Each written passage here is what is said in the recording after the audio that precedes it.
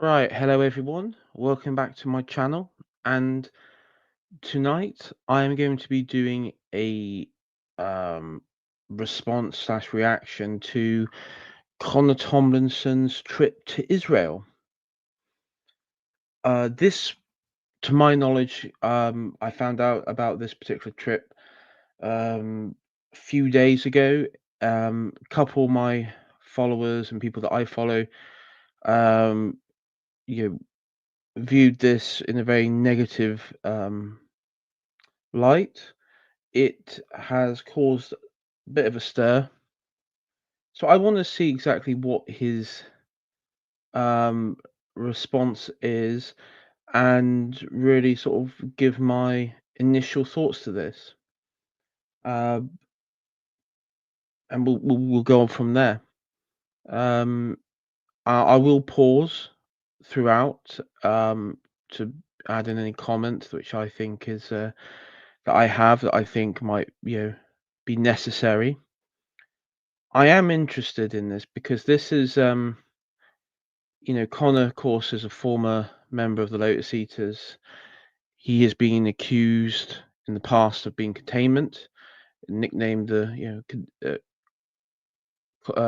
containment Connor. So um, yeah, I want to see how this pans out for him and what sort of reason he gives for this. Um, so yeah, without further ado, I am starting early. I usually give like what would it say I usually start about half past, but that's just for me to get set up and everything ready. So yeah, I started early. So apologies uh, if people were if you caught out or something, but I just thought I'd start it now without any delay. Right, let's get this going.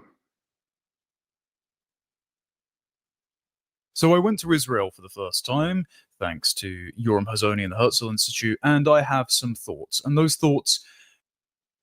Okay, so the Herzl Institute is a group, Israeli-based organization, which promotes Zionism, Jewish identity, and Jewish conservatism at large in Israel, but also around the world, around Europe and Western Europe, and the Americas.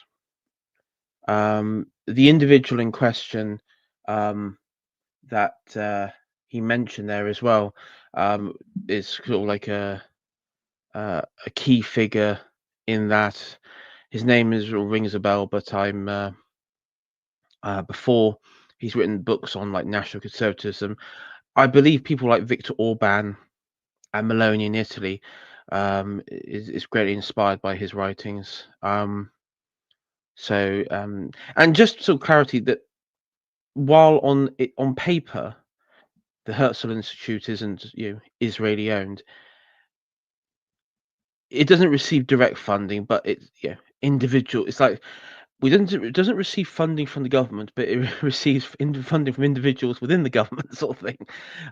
So yeah, I mean, basically, yes, it's a vehicle for a government. It's like an NGO in this country, like um, oh, like Hope Not Hate, um, something like that. It's an independent organization, but we all know it's an apparatus of the state, as has been proven many times before. Hello, I'm Duke. You've just come over from Beadstream. Yeah, I feel bad for sort of still like stream sniping his bit, but uh, after my stream, of course, you can go back and watch Bede's one because I've been watching that, the Russian conquest and war in the Caucasus.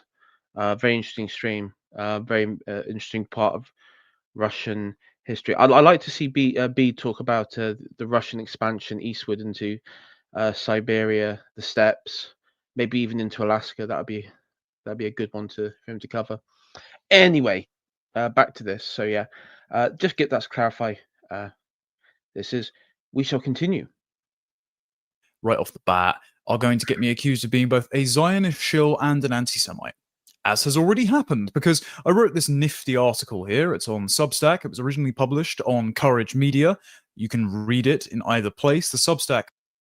I mean, to be honest, mate, I don't think anyone's going to be accusing you of being anti-Semite. The fact that you have, and this is the crux of it. In Twitter exchanges with himself and other people, it's not so much that you know he went on a trip to Israel. It was the fact that this was a paid trip by the Herzl Institute for him to go there. It probably wouldn't have backfired in his face so much if he went there at his own costs, personal cost and all that sort of stuff. Like he just paid for a ticket himself or something like that. But yeah.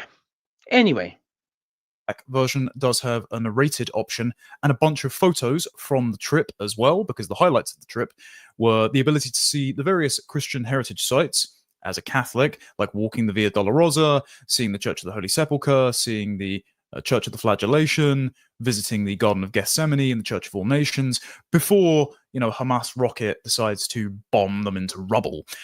But I mean, that's all well and good, Connor, but what about the Israeli bombing of churches in Gaza?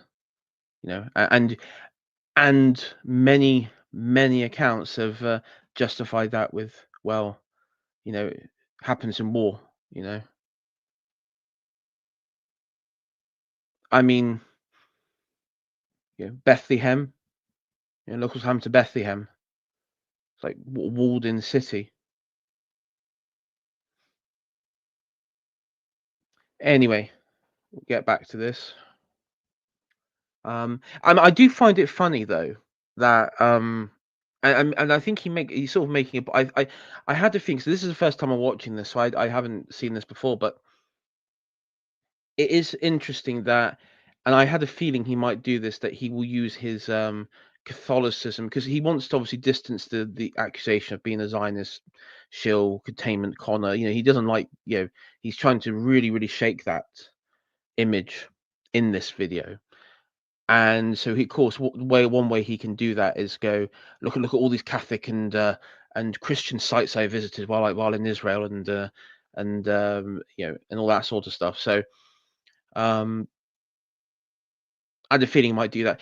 It'd be interesting. It'd be interesting if he went to the Wailing Wall. What happened there? If he had any brains, he wouldn't have done what most politicians do. We shall see. when I posted this on Twitter, and I posted extracts from my piece, and what I thought was quite a balanced post, predictably because the word Israel and the word Jews was mentioned, there was quite a reaction. And yeah, the memes were quite funny. I found this hilarious. It's because I posted beneath it, no, I didn't pray at the wall. I'm Catholic. I'm an Englishman. I'm not Jewish. I don't belong to any of the various ethnic quarters that Jerusalem is balkanized into. If it weren't for mass Muslim migration making this the issue of the day by calling for intifada, jihad, and from the river to the sea, Palestine to be free, almost every week in Westminster, it wouldn't feature in my national conversation at all. And so I wouldn't go and kiss or pray at the Wailing Wall because it's not my tradition, it's not my religion. Yeah, hold on a sec. You can't. You're complaining that it's basically been forced as a conversation because of the pro-Palestine march. I mean, how many of the pro-Palestine marchers who engage in this are actually are Arabs or Semitic people? See, I would wager most of them would be Muslim from places like the Indian subcontinent, like Pakistan, Bangladesh, ethnically from those regions. Maybe even Turkic people, maybe a sprinkling of Arabs or Iranian there here and there, and then of course Africans, white liberals, Marxists, usual riffraff that attend these demos. And okay, so this is a problem in society. So your first reaction is to go on a trip to Israel to further engage in that conversation that you're having a problem with. I mean, yeah, you're English. I mean, the thing that what's sort of like confusing me in all this is the purpose of going there. if you're having a problem with this conversation and this thing being dominating the political sphere. I mean, yes, it does, but at the same time, um, it's not because of like this, this internal struggle going on in the Middle East. It's because that we just have foreign nationals in this country who shouldn't be here and bring their foreign conflicts. And like a sponge, you've sort of sapped up. I mean, for the other side, but you still sapped it up. And my point, Iron Duke, is how many of them are actually Arab, though? The people protesting in London, and in other major cities, how many of them are Arab?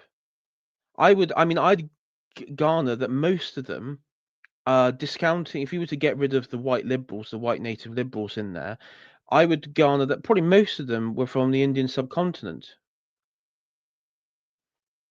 places like Pakistan, India, Bangladesh.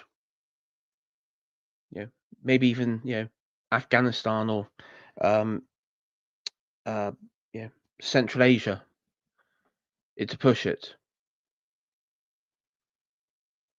So his justification for this is he's sort of contradicting himself. Um,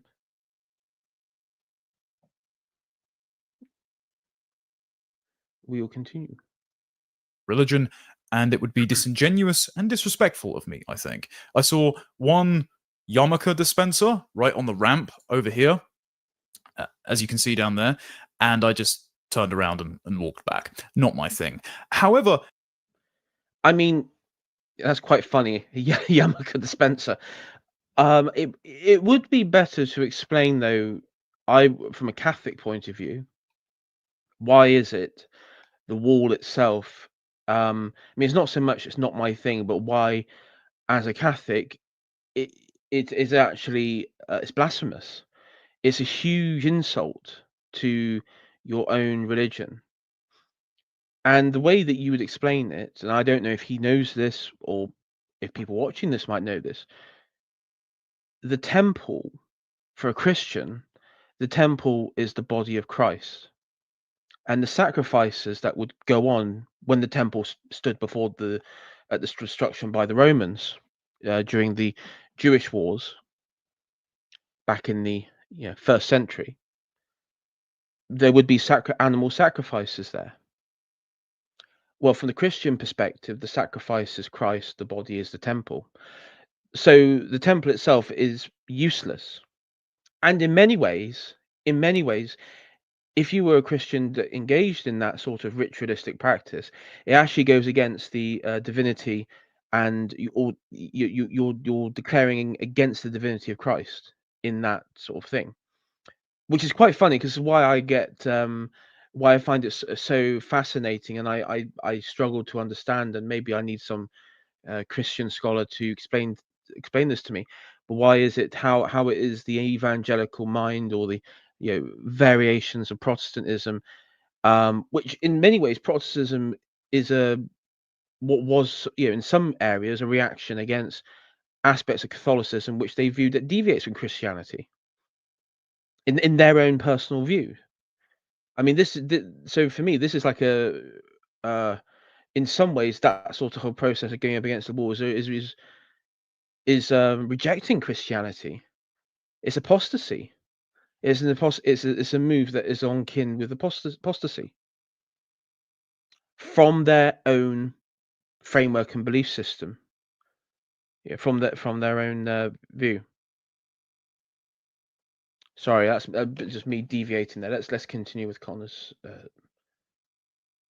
presentation here. Despite me not doing this, the accusations flowed in that my read on the situation was purely apologetics for the state of Israel, that I'm a bought and paid for Israeli propagandist. And also I got the response from the likes of a Trump administration appointee who is serving at the Department of Education. And no wonder they want to dismantle the Department of Education, because it turns out that even their appointees fail basic reading comprehension tests, that apparently This British guy visited Israel, and his incoherent takeaway from the trip is that Israel is somehow culpable for the choice of British voters to import millions of Muslims into the UK. What? Number one, we have voted against mass migration in every election and referendum since 1974. You have no idea about the politics in my country. I don't know whether or not you visited, but you certainly haven't spoken to anyone who's knowledgeable on the issue, so please shut up. Second of all, you also didn't read my article, or at least you didn't read it properly, because during my trip there, and this is why the accusations of being a unvarnished Zionist shill also don't hold weight, I took the free holiday, I took the opportunity to see the Christian heritage sites, and when I was presented with Israeli academics and members of Knesset making the positive case for Israel, I decided to voice my questions and objections, because, of course, because it's Israel, you come to the country with some preconceived...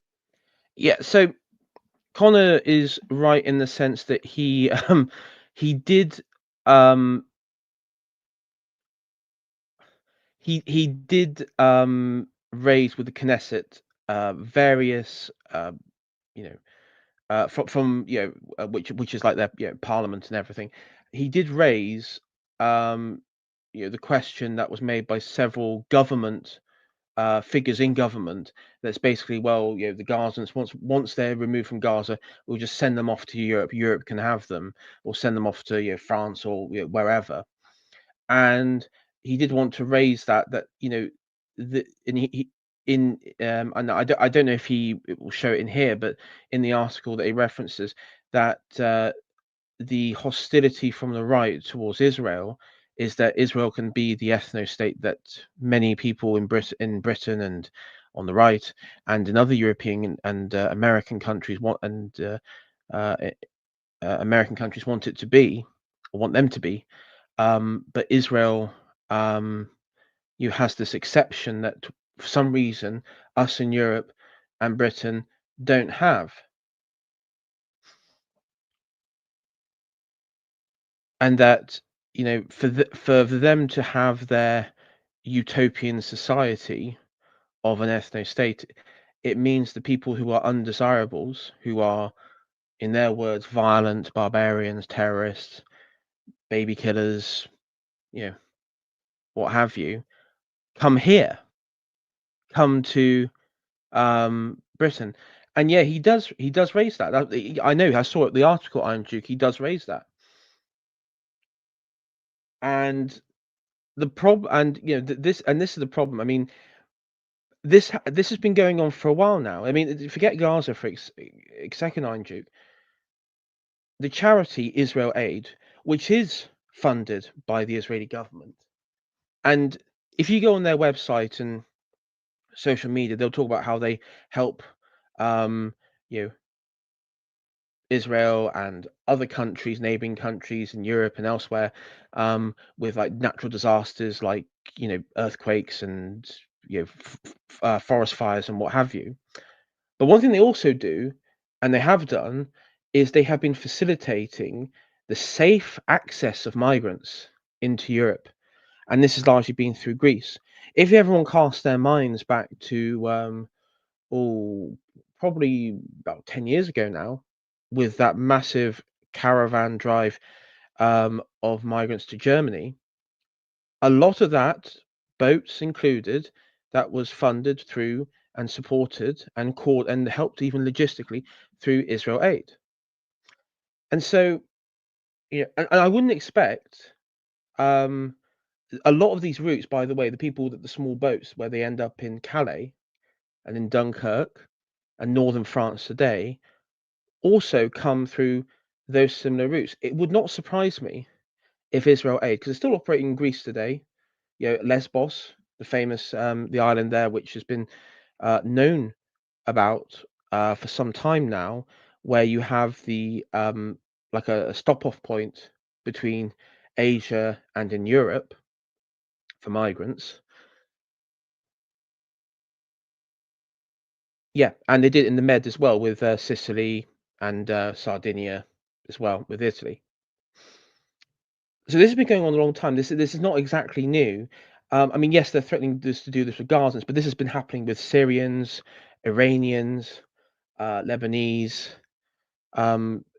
where neighboring countries have been destabilized around Israel, um, with the help of America and everything, with like the war, the legacy of the Arab Spring, and also, not to mention the Turks and those from Central Asia as well.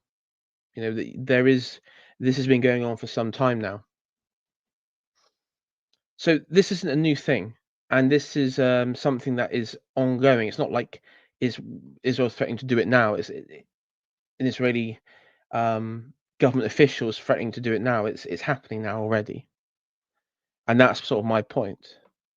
But yeah, Connor does raise this, and I will say I did see that clip of him raising it, and again I don't know if you will show it, but I tell you what, talk about being totally blanked by as a response, and I would say he gets and this I think this is just pure copium sort of linguistics, but on Connor's part.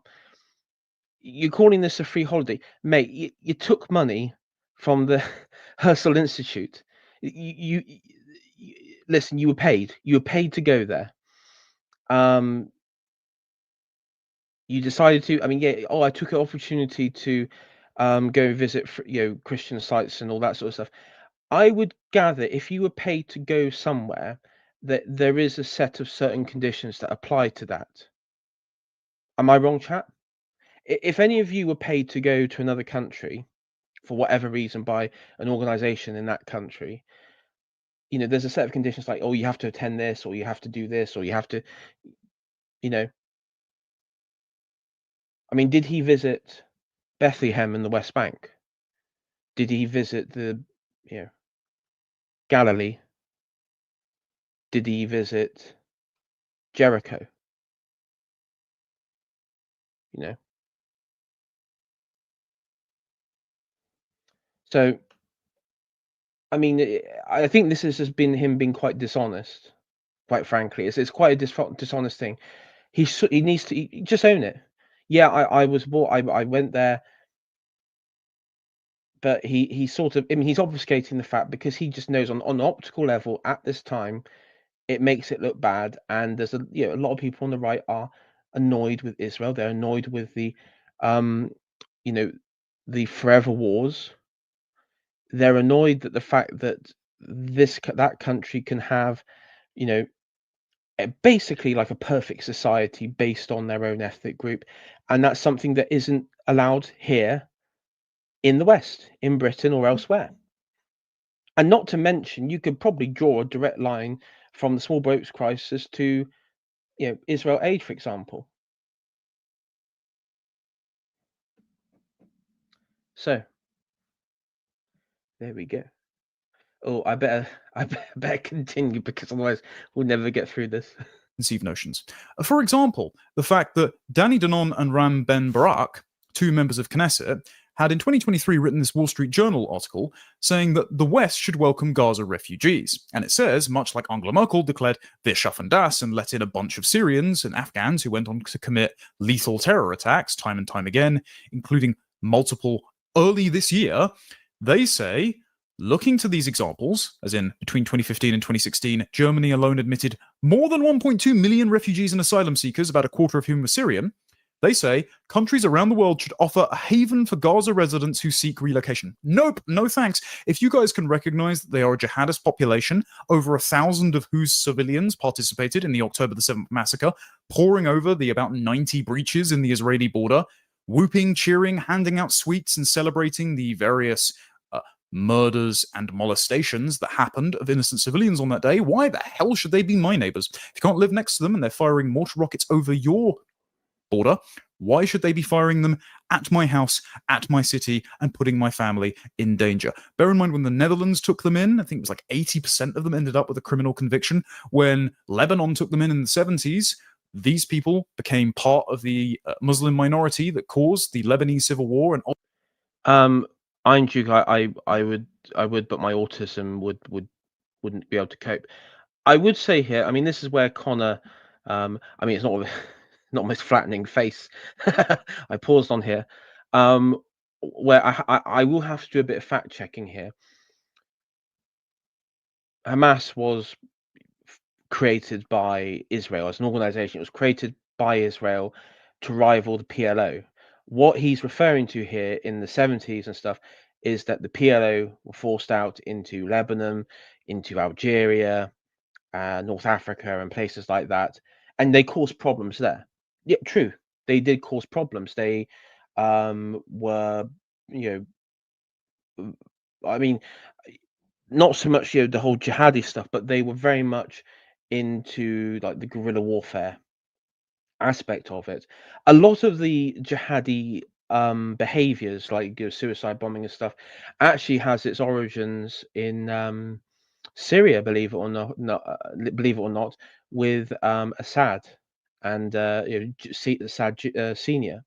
There was a if you I watching the Adam Curtis documentary series, Hypernormalization. He actually talks about this, and then how it sort of shifted from between Alawite circles, the concept of the suicide and jihad with the Iranian Shia revolutionaries in the post-revolutionary era, and then of course into the fundamentalist Sunni world, which you saw with Al Qaeda, Al Shabaab, and various Sunni groups that would form in post-war Iraq. So just a quick fact check there, but ultimately turned Lebanon from a Christian into a Muslim country, our treacherous leaders are already engaging in replacement migration. Please don't help them. And I actually asked about this article multiple times to members of Knesset, to academics, to people who are very pro-Israel within Israel. And I voiced them in a polite fashion, saying, we already have our own Muslim migration problem. We'd like to deport lots of them, thank you very much, and ensure that lots of them are encouraged to leave by banning the burqa, cousin marriage, halal, etc. One, will Israel counter-signal us when they do that? Two, when there is a mass influx of Muslims back to Arab and subcontinental countries, will Israel kick up a fuss because it will consist of possible security threat for you guys if the Abraham Accords nations don't manage it? And number three, why are you encouraging, or at least two of your politicians, encouraging more Muslim migrants to come to my country? And I received two answers, and I won't attribute them directly to people by name because that would breach confidence and it would do my gracious hosts at the Herzl Institute a disservice. However, when the speakers... Oh, yeah. Yes, so it was a host. Yeah, thank you. Thank you. Now we got over that. I mean, yeah, that is fundamentally the point of I guess probably every person on from center right to right, well, maybe not center right but to right at least, has that they want to deport these sorts of people. I mean, it's kind of on the vanguard, sort of a vanguard in-group preference level. It makes sense not to want, quote unquote, people who are, from an ethnic group who are prone to violent jihadism here. So, I mean, yes, that makes sense. answered my question. They said two things. Number one, this was just being advanced by fringe members of the Knesset. No, that's not true. Danny Danon is the permanent representative of Israel to the United Nations, and he was promoted to that position after this article was published. He is also a member of Likud, the ruling party, under Prime Minister Benjamin Netanyahu. He has not been sacked from his position for jeopardizing the security of Israel's respective allies for putting this out. So he's been promoted after putting out this opinion. And then there's Ram Ben Barak, who was the former deputy director of Mossad and the director general of the Ministry of Intelligence Services and the Ministry of Strategic Affairs. So no, they're not just some fringe members who have absolutely no influence or knowledge of the Israeli government's policy here.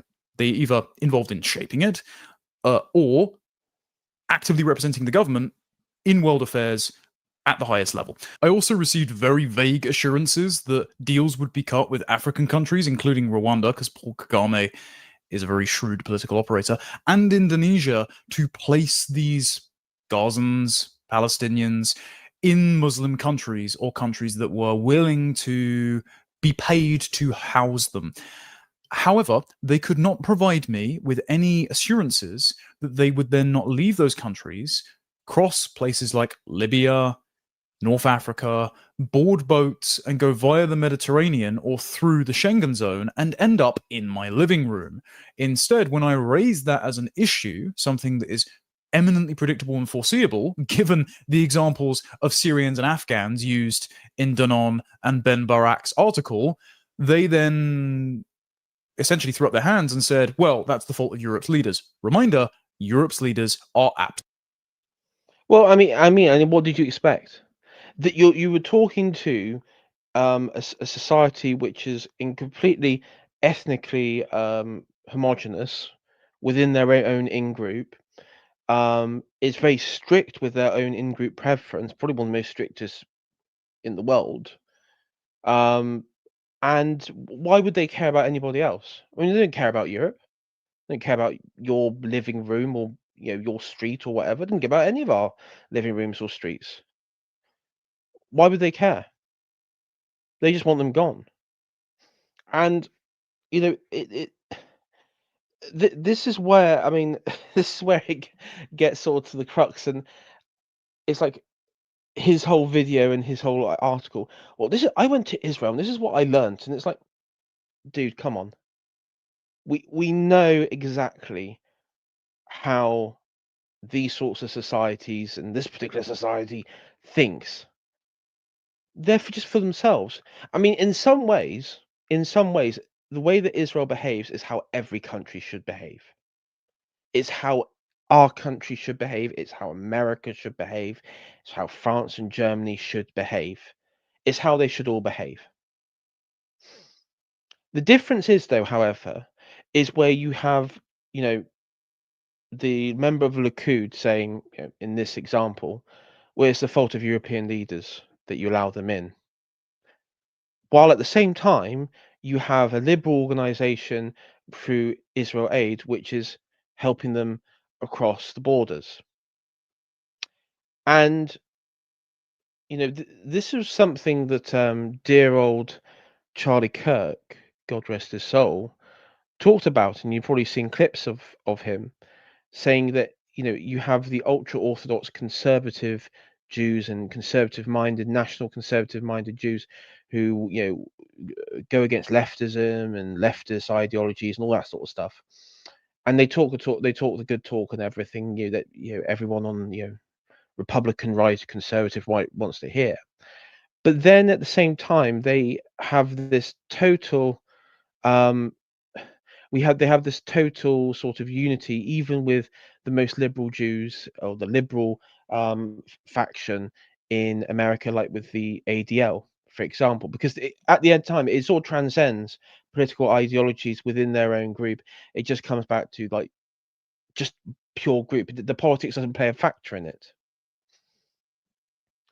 And yeah, I mean, there's nothing in here. There's him going to Israel. There's nothing in here, and he went to Israel and was basically like, "Excuse me, member of the ethno-nationalist Jewish Senate. Can you give me assurances they won't come to my country? I don't care. I don't care about your. I mean, the response is, I don't care about your country. It's kind of like when you have. I mean, the response is when you have some you know person from a former British colony coming here, and they go, "We don't like the statue of Cecil Rhodes. Bring it down." I mean, our response should be, "I don't care. Go, and deport or bomb." I'm joking about the bombing bit, but my point is that is an obvious response. It's an obvious response, and again, it isn't convincing. His story is not convincing. I just got a free trip to Israel to ask this question. It's like, come on, dude. And I think this is why people got a bit annoyed with him, because it's manufactured. It's manufactured. It's quite insincere. He bandies around these terms around that he was a host and that it was a free holiday for him and that he isn't a paid shield. But then at the same time, he's even admitted the conditions of this trip. So yeah, it wasn't like, oh, I just got a free trip to here and I got to visit. Yeah, okay, you got a bit of downtime in between to visit, but you went there with a purpose. Come on. Don't treat your audience like, I mean, Do I treat people in chat like idiots? Do I treat you all like fools? I mean, he's treating his own subscribers like idiots. I don't like that. It's incredibly dishonest. There's only been actually. Do you know this? There's only been a handful of people in life, in my life, in real life, who, and you get this when you get older. You get a good sort of understanding on a person. There's one particular person who was a work colleague. I did not like him at all. There was something about him that just didn't feel right. You know, like the warning, red flags or warning lights going off. And there's only been a handful of people. I would say that Connor, even when he joined the Lotus years back along, I got that bit of you know warning alarm going off in my mind. And same with the other chap and my work colleague who turned out to be a pretty unsavory character with other problems that got him in some sort of legal problems. But my point is, yeah, you get that. It's just there's this. You can tell. You can tell sort of like the con that when you're being screwed over. You know. Anyway, let's get back to this. Absolute traitors and have inflicted mass migration upon the recalcitrant populations against their wishes in all countries. So this is a concern for me, and it's an extra concern because my government is now doing this and is doing this to the people who live in Britain, who are going to have to bear the costs in crime, in more of our tax money being spent on refugee and asylum seeker, largely illegal migrant and unwanted invader accommodation. So Yvette Cooper I has agree. announced, former Home Secretary now, Shabana Mahmood is in charge. I'm sure that this Muslim Pakistani woman will get a handle on the situation and not just import more of her co-ethnics and the he says sarcastically. Yvette Cooper announced that she, at the same time, while trying to crack down on family reunification chain migration. Yeah, I mean, he's hitting all the counter jihad points, And if you think about it, you just think about it for a sec. Who benefits from importing a population who are deeply anti-Christian, anti-Western, anti-British, because we have that links to the empire. Who benefits from having a society which is deeply divided along some form of sectarian lines, not just in Britain but across Europe? Who benefits from that? Who benefits from having this constant struggle in East and West? Well, it's the same people who are funding through Europe on our southern borders. It's literally the same.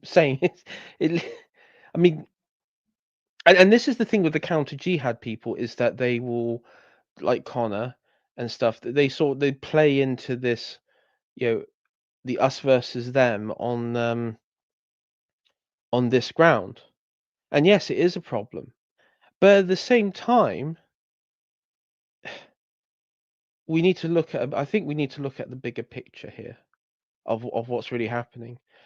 Let's take the recent events of Britain, other members of the Commonwealth, actually Britain, Canada, and Australia, all at the same time, recognizing the state of Palestine.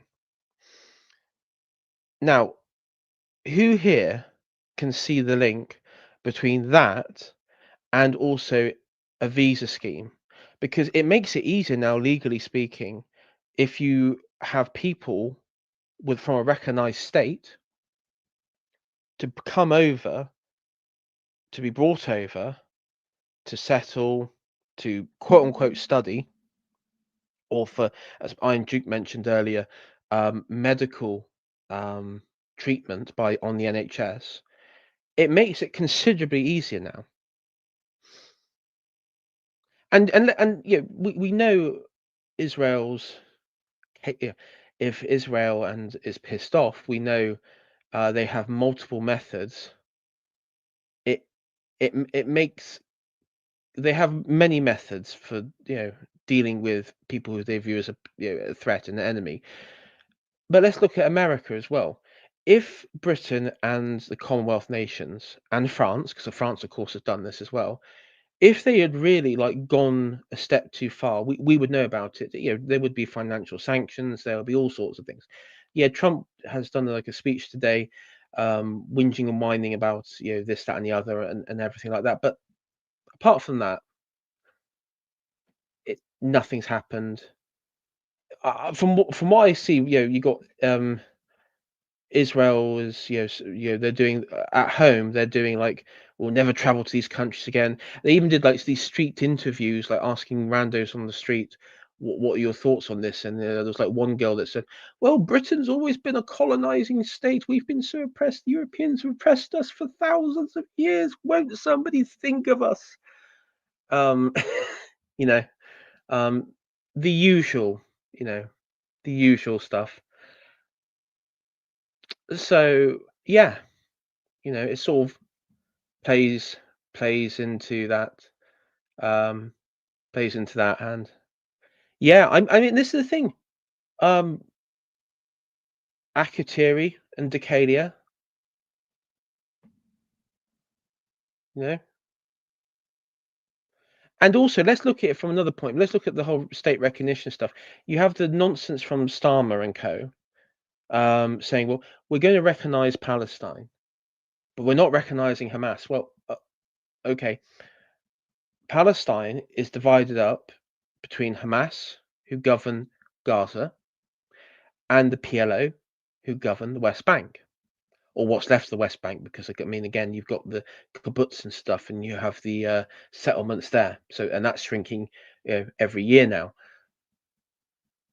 So there is a problem there of well, who's going to be your diplomats? Who's going to be your voice? Is it going to be the leadership in Doha? Well, no, they've been bombed by Israel, so that's not going to happen. Who's going to be recognizing this state that they want us to acknowledge now? And so, this is the problem. And unfortunately, many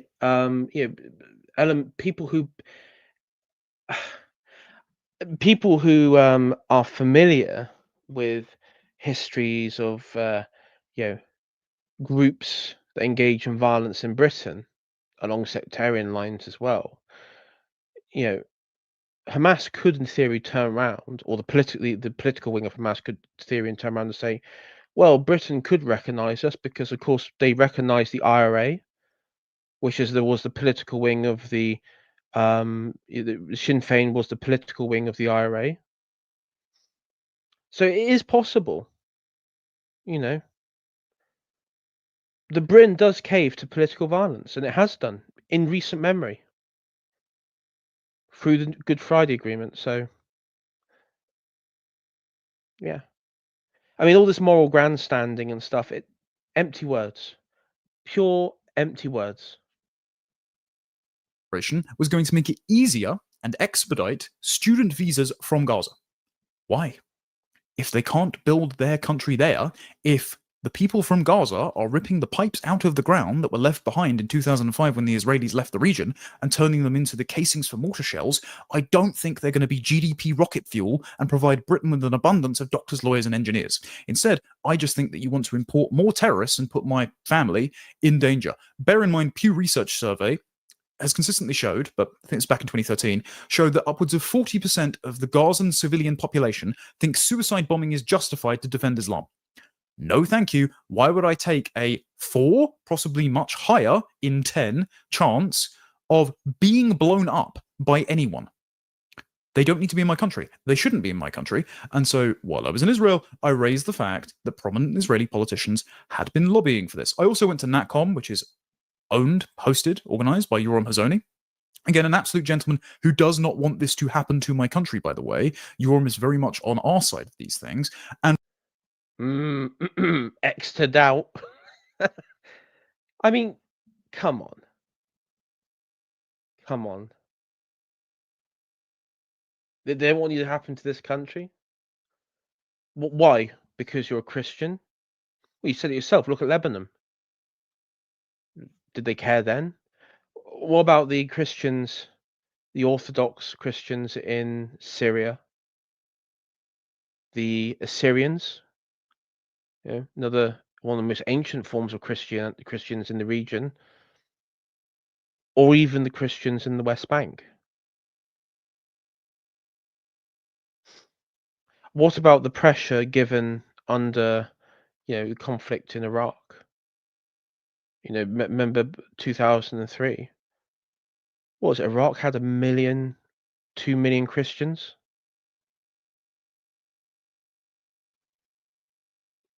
I mean, what sort of framework are we operating here? He doesn't want this to happen to Christian civilization societies. Britain. I mean, not to be that guy, and Iron Duke will obviously will know a lot about this, but again, within not so long past, um, not so not so long past, Britain, when it was the British Mandate of Palestine, was at war with a lot of these Orthodox Jewish types, and there was like acts of terrorism and counterinsurgency. So yeah, we'll see what he says. And raise this issue with Max Abrams, who is a pro-Israel academic, and Kurt Mills is also on the stage, who is a anti-Israel writer. Kurt Mills works for the American Conservative. I disagree with Kurt on, for example, the classification of Pakistan and Iran as terror states only because, to paraphrase his words, they hold guns and Tel Aviv doesn't like them. No, I don't think it's because of Israel that the Pakistanis formed the grooming gangs in my country, for example, and attacked English children. Well, yeah, that's a ridiculous statement. I mean, they say it themselves. A lot of it is racially motivated against the English, and reasons why, stated in court outbursts by a couple of them, is because of society, the liberal nature of how the girls and their family behaved, the fact that they were white, the fact that they were British. You know, that's their words. That's not mine. That's their words. Children on the basis of their race and religion. So I think Kurt has a needlessly myopic American view on this. But he did note that Max didn't respond to my question adequately at all, because Max just said, I hope they don't end up in your country, and basically said, your leaders should do all they can to stop that. The problem is, our leaders are inveterate traitors, and Israel has very few support bases left. This is the premise of my article, Why Israel Lost the Right. I go through the polling in here that says Gen Z across the board aren't Zionists. The reason for this is threefold. Number one, ethnic diversity, especially in America. The increasing share of Gen Z, being the most diverse generation on record, where only 52% are white, is going to lead to more anti-Jewish politics, because a higher share of blacks and Hispanics in America have a favorable opinion of Hitler than of whites. So you're going to lead to more third world brained takes about Jews being responsible for everything. Number two, leftism. I mean, you do have to get to the crux of why is it, why is it certain ghosts of the past? I mean, let's take Britain for example. Why is it Powell, Enoch Powell? Why is it figures like Mosley? Why is it figures like Bowden? You know, who have been dead for some time. Bowden was quite obscure. Obviously, Mosley and Enoch Powell were not that obscure. They were well known in society at the time. They are still prevalent in society. They come up every now and again.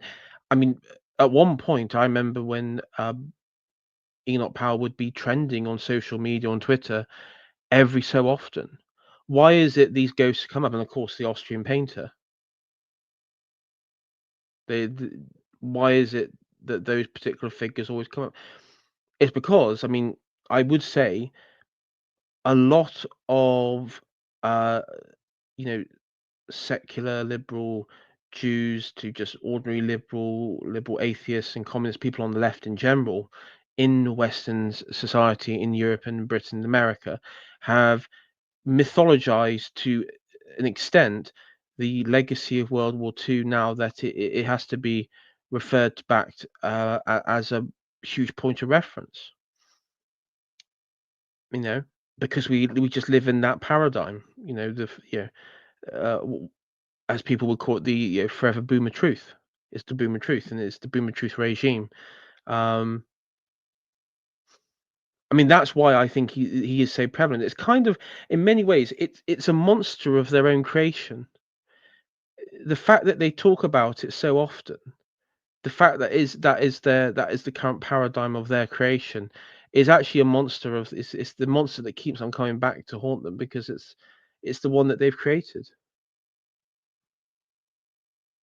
Especially among women who have joined the Greens for Gaza cause because they presumably think that Allahu Akbar means recycling in Arabic. So you're not going to win any of those guys over. But the third constituency are national conservatives and libertarians. After 3 decades of failed regime change wars in the Middle East, including promoted at the time by Benjamin Netanyahu while he was out of government, testifying before Congress saying that Saddam Hussein has weapons of mass destruction, and if you topple the Saddam Hussein regime, Iraq will blossom into a garden of diplomatic Eden. MAGA is basically entirely skeptical of wars for intervention. Now, this became hysterical, I think, during the Iran bombing, where President Trump's military intervention was actually very successful, but it is very reasonable. What are you fucking high, Connor? You what sort of gaslighting technique is this? Yeah, it was largely, it was very successful. Fucking brainlet, you just mentioned Iraq. Are you absolutely that ridiculous?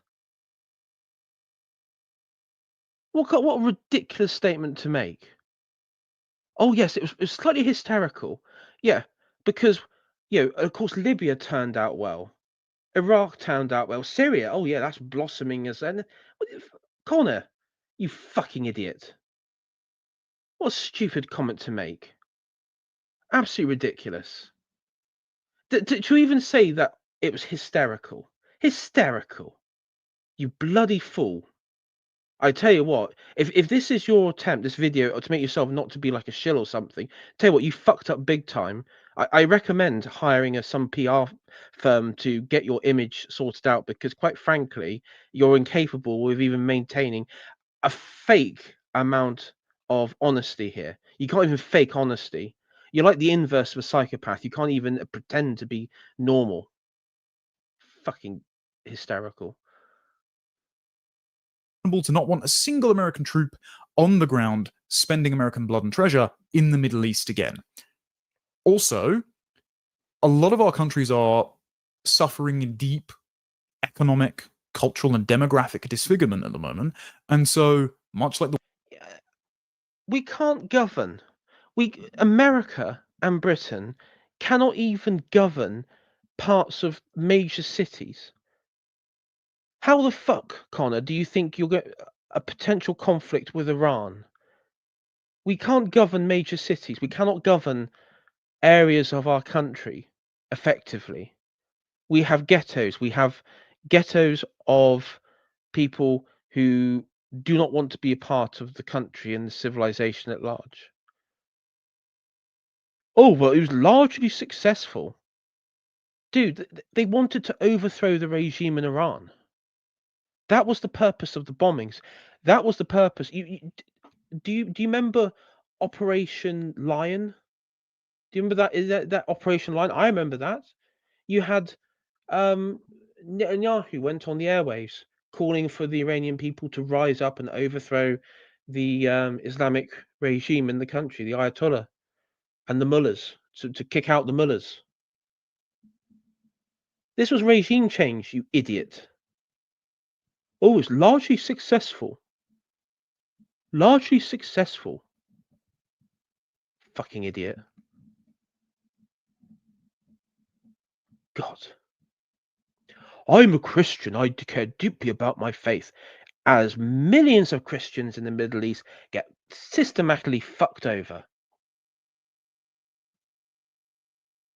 What an absolute fucking idiot. Like the war in Gaza not really being my concern because I don't belong to either of the fighting tribes. I am Yeah. You took a paid flight over to, you know, rehabilitate the image of Israel. None of my concern. Do you know what, chat? It's so much not my concern. Guess where I'm sitting? I'm sitting in jolly old England. It was so much of not of a concern for Connor. Where did he go? Oh yeah, Tel Aviv. That's so much of not of concern of his. more focused on England than on Israel. Despite having visited, that remains the case because England is my homeland. However, what Israel should not do is, if they would like to. However, I'm fully paid up. I'm fully paid. I've had the money. I've had the call. The money's coming in. I can't stop it. Sorry, that's me editorializing this. I'll let him, I promise I will stop the pausing. I will stop the pausing. Repair their reputation. And this is something they're very anxious about. Otherwise, they wouldn't have brought out a bunch of other influencers on a trip that was funded by. I mean, that's a rare bit of honesty. Yeah, it's repaired their reputation. Okay, now we're getting somewhere, everyone. We're getting somewhere now. The Ministry of Foreign Affairs, which I know someone who was contacted about that and turned it down, fearing reputation damage. They are clearly anxious about their reputation. If they would like to reform it, they need to understand that punishing the unrepresented majorities in Europe and Britain and the people who voted for Trump in the United States by encouraging more third world jihadists to come to their countries and live at their expense and endanger their families and attack their daughters. They must understand that this is perceived as a punishment by the latent national conservative majorities in those countries, and so they will collapse their final potential support base, who are already. Oh yeah, I'm sure every national conservative Israeli politician in Likud and supporter within Likud and the various other coalition of Netanyahu, all the way up to Netanyahu, are completely oblivious to the fact that, you know, millions of Pakistanis, Bangladeshis, Moroccans, Africans, whatever, flooding into Europe, that those people in those countries are pissed off. I'm sure they have no clue how pissed off people are in France and in Britain, in Germany. You know, oh, the Front National is rising in the polls in France. Oh, the AfD are rising in the polls in Germany. Oh, Farage, doing lip service to tighter immigration controls. Oh, all these things are very popular. Oh, the Swedish Democrats. The you know Viktor Orban's. Oh, Maloney in Italy. Come on, come on. Oh, they don't know. Fuck off with that. They don't know. Oh, I had to go out there and tell them. I had to be the one to go out there and tell them that it's not popular. Sending violent jihadis to Europe is not a popular thing. What a cockamamie story this is. Not particularly favourable to them at this point in time. And so instead, I wrote in my piece and in my long tweet that the way to restore friendly relations between Israel, the UK, the US, and Europe is to not countersignal us when we try to have what Israel has. Because something I noticed during my time in Israel, and something I noticed when talking to various academics and politicians and the people that were facilitating our trip, was that in Israel, there is no ethno-nationalist and civic nationalist divide. It's just nationalism. As in, it is incomprehensible to the Israelis. Well, yeah, I mean, Connor, obviously, because you're not going to have an Israeli Tommy Robinson version, because you don't need an organization in Israel to support Zionism, because that is the state. Every civ nat group in Europe has some sort of connection to Zionist interests. they'll talk about counter jihad, they'll talk about the Muslims, they'll have social media posts going on and on and on about it. And yes, as I say, it is a perpetual problem, but there's a way of talking about it. The latest one, which I don't fully buy, is that they are taking over the country by 2050 or something. There have been a few studies. I think Edward Dutton's pointed out that when a lot of them come here, they suffer the same problems of liberalism in the sense of birth rates and stuff. The demographics is a problem, though. It's not a problem on the scale that a lot of like Tommy Robinson and his crowd like to talk about. It's the numbers don't sort of bear out any sort of statistical reality, but and also then you have like the usual slop accounts that will say, this is London today, and it was actually not in London, sometimes not even in the UK, and it happened some time ago. But that's been it's AI generated. That's been the latest thing. Israelis that Jewish people in a Jewish state would not be the demographic, cultural, and political majority in their own country. As in, Israel will always be led by Jews. The majority population in Israel will always be Jews. Judaism will always be the official religion of Israel, even though it was founded as a secular state by socialists. David Ben-Gurion, the founding prime minister of Israel, got his ministers to read the Torah and the Tanakh, even though he himself was not a religious Jew, so they understood their duty to Jews as an ethnic people. So Israel is an ethno-state in the way that modern post-Enlightenment politics would understand the distinction between ethnic and civic nationalism. But that's only because that's kind of a fake binary. There is no Hebrew word for ethno-nationalism. There is no Hebrew word for civic nationalism. It's just nationalism, because a state describes a distinct people who own a piece of land. Now, and this is where it's important, everyone in chat, to realize, if apply that logic to the mind of a leftist, so not someone who's like a foreign leftist in your country, but a native leftist, so like a native Brit who's left wing, who tends these Palestine marches. You've been brought up to believe that colonialism is bad, imperialism is bad, and it's reinforced through popular culture, media, that sort of stuff. The underdogs are the good guys, the evil empire are the bad guys. Colonialism is bad. The British Empire was bad. Everything. Cecil Rhodes is the devil that walked the earth and everything. The Colossus that walked Africa. Now, when they look at a big part of that myth is, of course, World War II. Germany murdered 6 million Jews in the Holocaust. We know all that. That sort of language, that sort of position. And that's what everyone is taught in schools in the West for decades now, since the end of the war. It's all ingrained to a certain degree. Those who are closer to that time frame have, like the boomers, I would say, it has a greater ingrain than maybe newer generations coming through, but it's still there.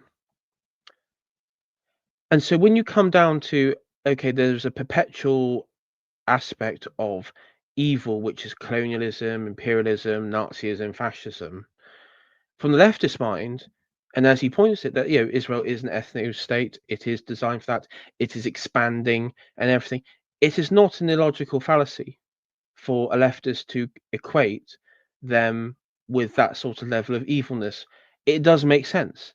In that context, it does make sense, and it makes sense why they hate, why they're opposed to Zionism, because in their mind, they're just fighting the current generation of absolute evil in the world. Yeah, because imperialism is bad, empire is bad. It's not illogical. It's not because Islamo-fascism or some sort of union. It is as simple as that. If you listen to any of their speeches, they're not talking about the actual theories of it. They're not talking about the ethnic origin. I mean, these people regularly call St. George Turkish. They know fuck all about history or the reason. They are the thickest shits on the planet. But what they do know and they do understand, is the narrative of imperialism bad, and that is why they take that position.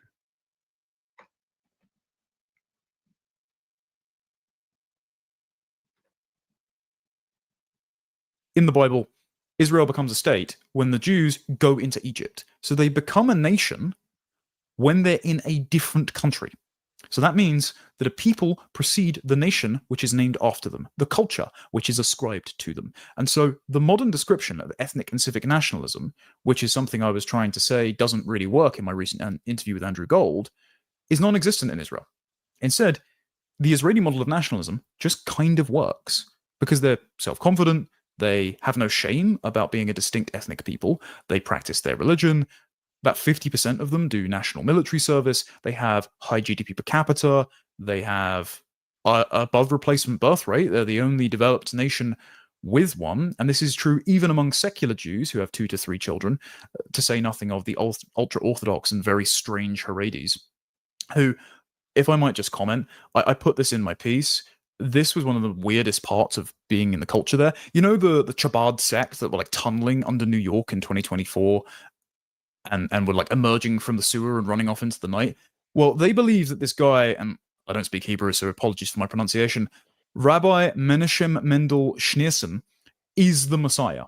Now, they're a strange cult that we weren't aware of until that New York scandal in 2024.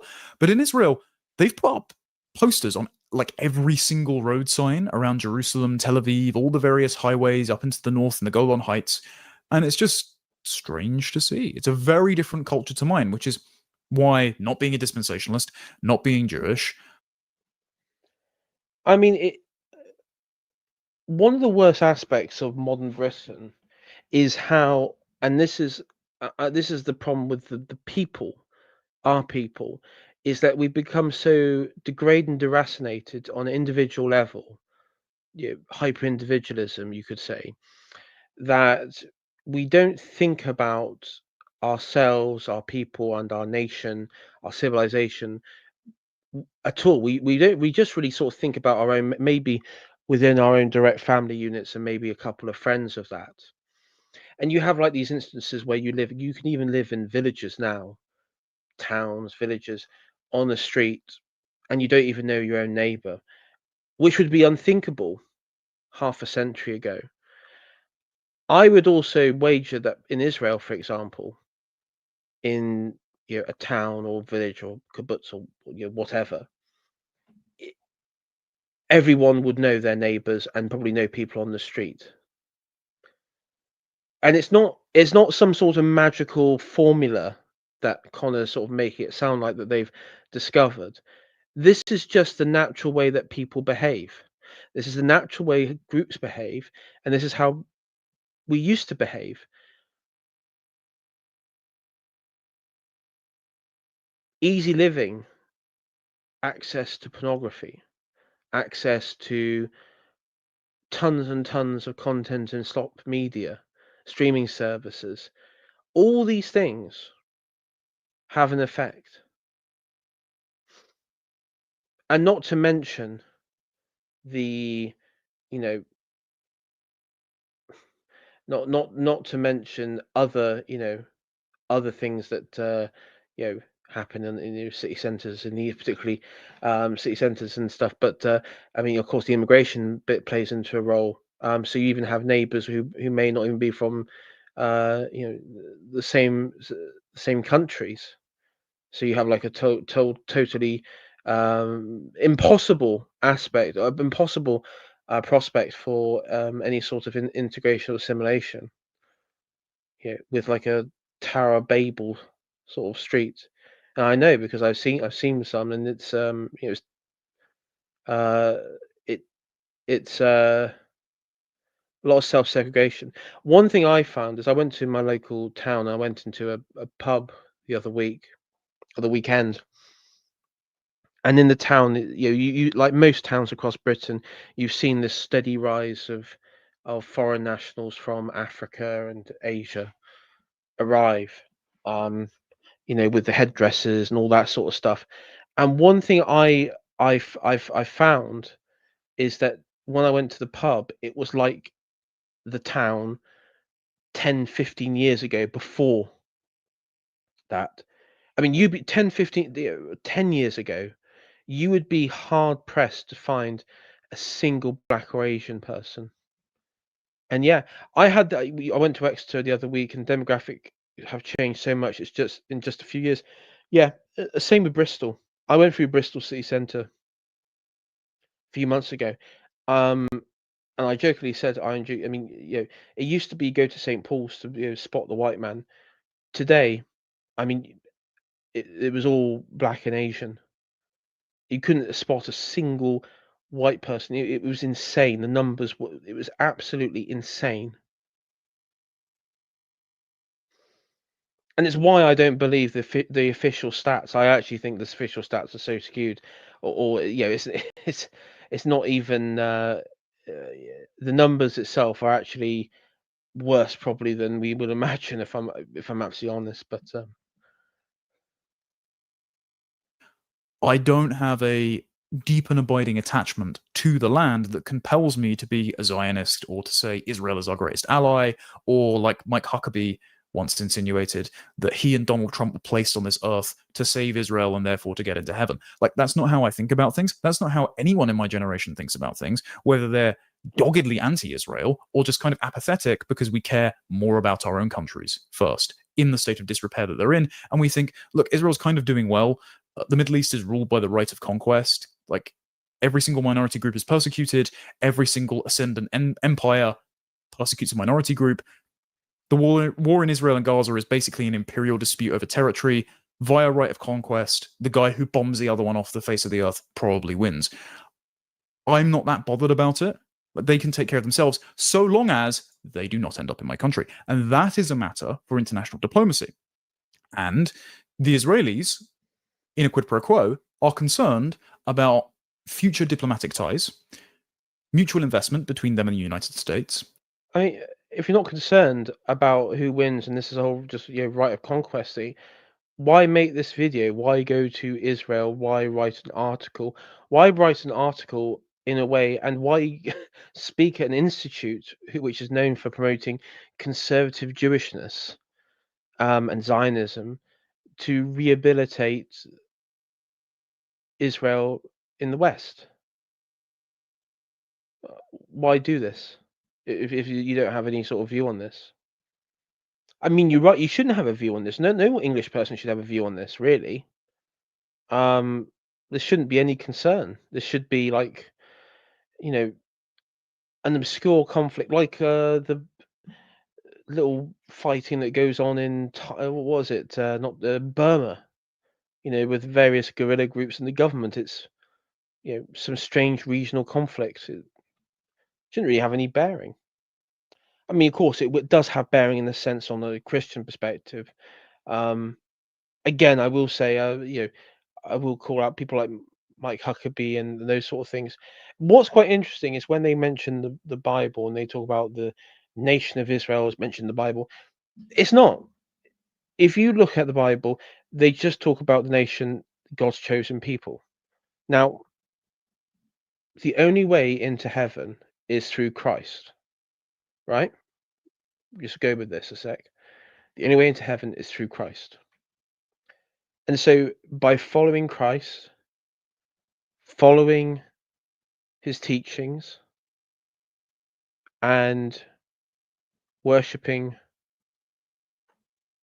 at his altar, that is what makes you the nation. That because you are, and this is the thing where people get the Old Testament, New Testament. The New Testament is not. It's not like it's one continuum sort of thing. I mean, in a way it is, but it supersedes it. It supplants it, because the way into heaven, the way for anyone into heaven, from the Christian perspective, which they all claim to be Christian, by the way. So this is on their own terms here, is through Jesus Christ. And the nation, the chosen people, are the followers of Christ. And don't take my word for it. Look up the church fathers. Look up figures like St. Paul, um, the apostles, and also the church fathers who came up like the various bishops of Antioch, Alexandria, and so on and so forth, because they all say the same thing, and they do draw a distinction between themselves and those who are, the followers of the Pharisees. They have a very strong black and white vanguardistic nature, where or friend enemy. I mean, I mean, I can't say exactly what words they use here because it would be construed as hate speech, but it is so vastly determined in such a good and evil terms that there is no, you know, you can't even really call it the same religion at that point. In some ways, modern Judaism is that we understand today is actually a reaction to Christianity, especially since the destruction of the temple by the Romans in what was it, 60, 70 AD. In some, you could even argue that in some ways it is just a reaction. Um, and I know some have, so some Christians do argue that. Maybe that's a bit too far, but that's up to you. And therefore retaining some semblance of a support base in the West as the boomer generation of post-war evangelicals ages out of politics. And at the moment, they don't have any support. The only support they might get is not this unilateral expectation of sympathy because of the atrocities of the Holocaust. Instead, the only support they might get is if they say, yeah, of course we want England to be a homeland for the English. Of course we want America to be a homeland for heritage Americans. Of course we want Germany to be a homeland for the... But why do you need to get foreign nationals of a foreign nation to garner that support? You see, Connor, you're saying, well, it's a low IQ to say that these people have influence or that they control this or do that. Why is it do you need their support for this endeavor? Why does it matter? I mean, strictly speaking, we should be getting the masses in this country to adopt that position. They're the ones that are going to be having children. They're the ones that are going to be making that change. for the Germans, despite, historical problems that we've had with that, because it's only self-conscious peoples with a state to call their own who can negotiate with one another, who can befriend one another, who can barter, and who can trade.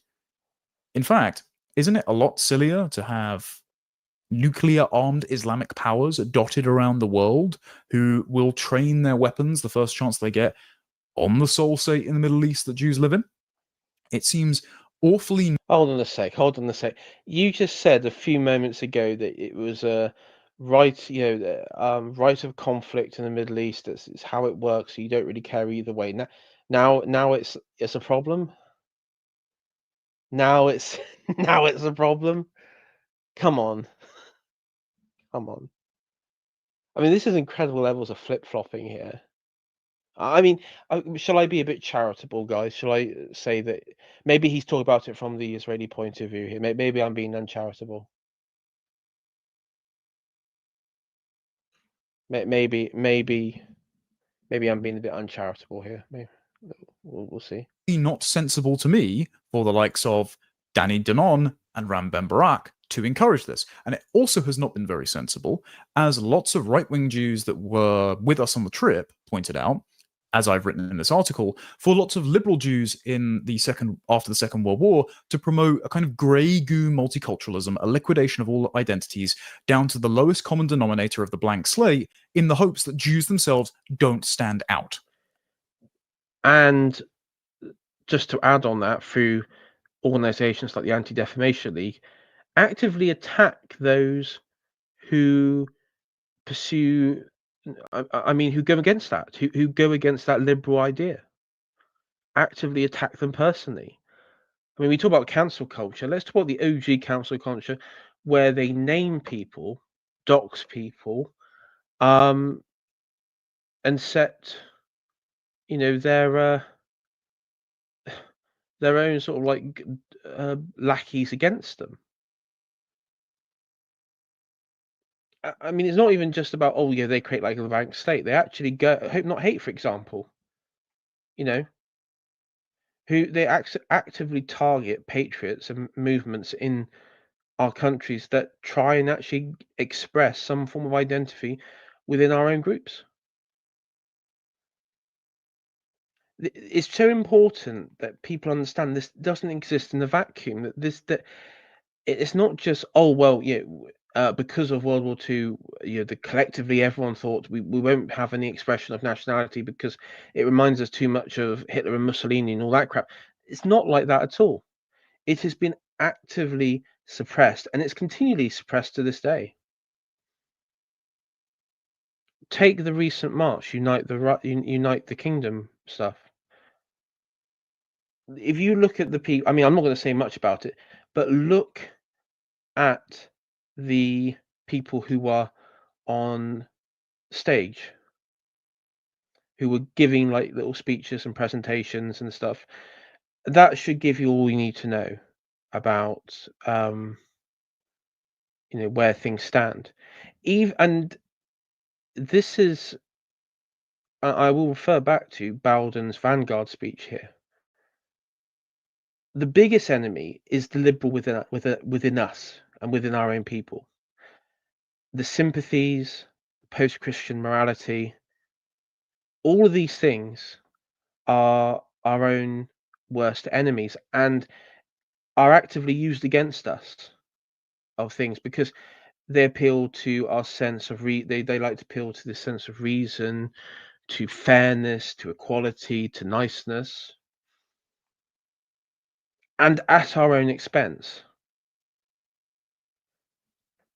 I'll just say, oh, hi, distant night, and hi, uh, Rudd. Nice for you to pop in here.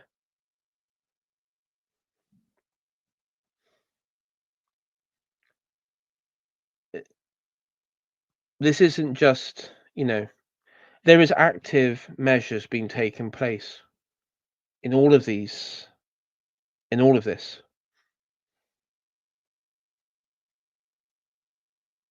and it will continue to do so.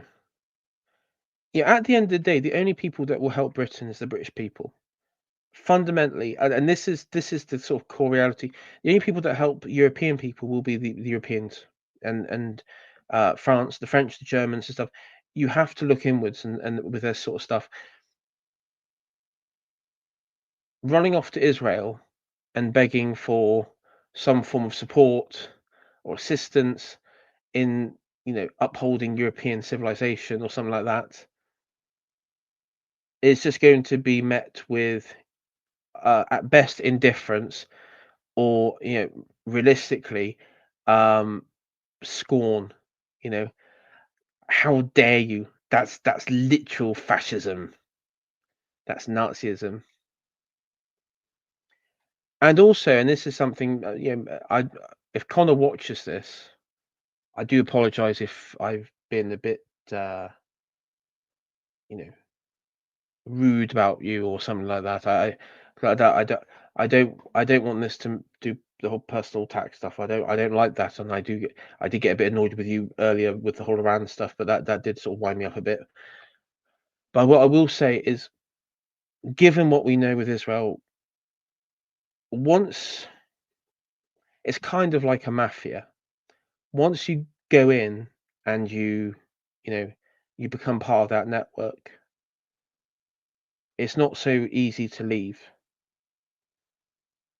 And people who have I don't want to entertain conspiracy theories here, but we all know, all of us, let's not be coy, all of us know the rumors of what happens when people, supposedly start to get skeptical or turn on Israel. We know, we know the rumors with that. It's not, it's not worth it at that level of trouble. I don't think so anyway. It's just not worth the trouble.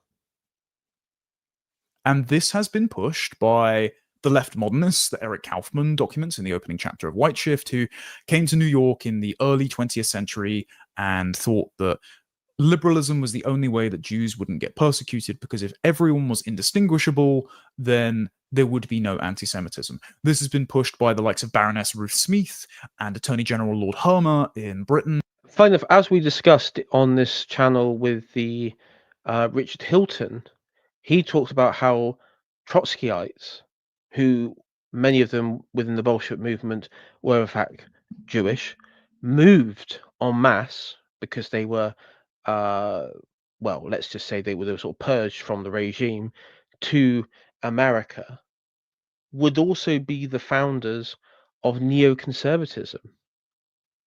They would be, a lot of them would be in that circles, particularly in New York, what they call the Ellis Island lot. And Richard Hilton talked about that in his book, The Imperial Obituary. I mean, he placed that particular Ellis Island group at the heart of attacking the empire from within the American faction. So, yes, that is a problem. And also, pushing civil rights in America, pushing those sorts of policies, which upended, I mean, he calls it heritage American. I don't like that term. American. In my mind, and I think in most normal people's minds, when you say American, it means people of European descent. I mean, I would go one step further and say people of British descent. The concept of America is a British state, an English, Scottish, Celtic state in North America, like Canada. Canada is, you've got the French Canadians, but it's a British state at the end of the day. But the Wasps were overthrown as a governing force. Who occupy positions of prominence in the Labour Party and have stapled their Jewish identity to their communist politics and the promotion of open borders, which has ironically led to the importing of anti-Semitism from the Muslim world that has then made Jews who have settled in Europe for a few hundred years, including in Britain since Oliver Cromwell let them back in the 17th century, feel very unsafe. And this has been called out by right-wing Jews as well, like my friend Paul Morland, like Eric Kaufmann. And this is why there's the joke from Isaiah Berlin that I actually put in this piece that, and he... Yeah, I do actually wonder. Let me just... Did Oliver Cromwell actually bring them back into England? I mean, I know it happened. Like, was this happen? I know it happened around the time of the Commonwealth, but did this actually happen? Like down to Oliver Cromwell.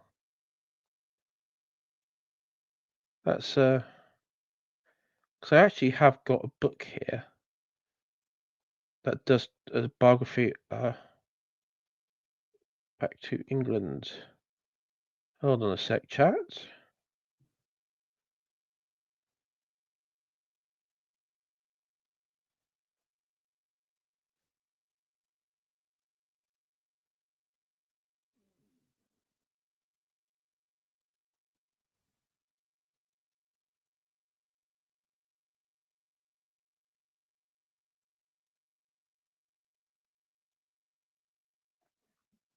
Hmm.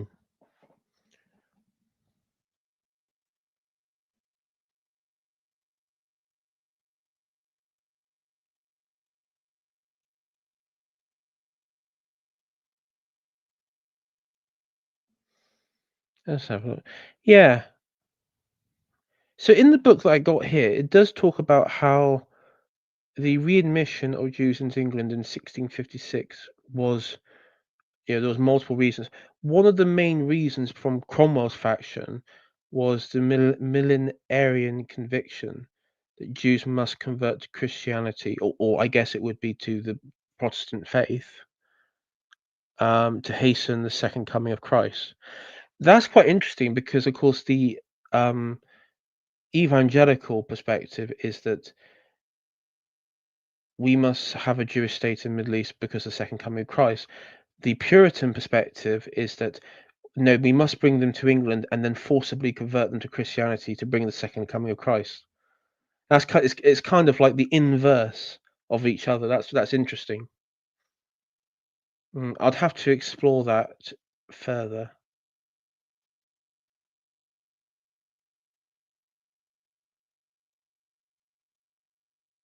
Rabbi Menasseh ben Israel played a crucial role in petitioning Cromwell for the return of his people.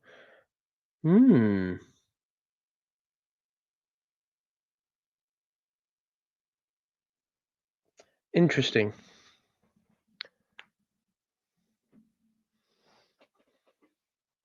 Maybe that was a. It always. I know that a large bulk arrived mainly under William of Orange, but that's a separate story. No,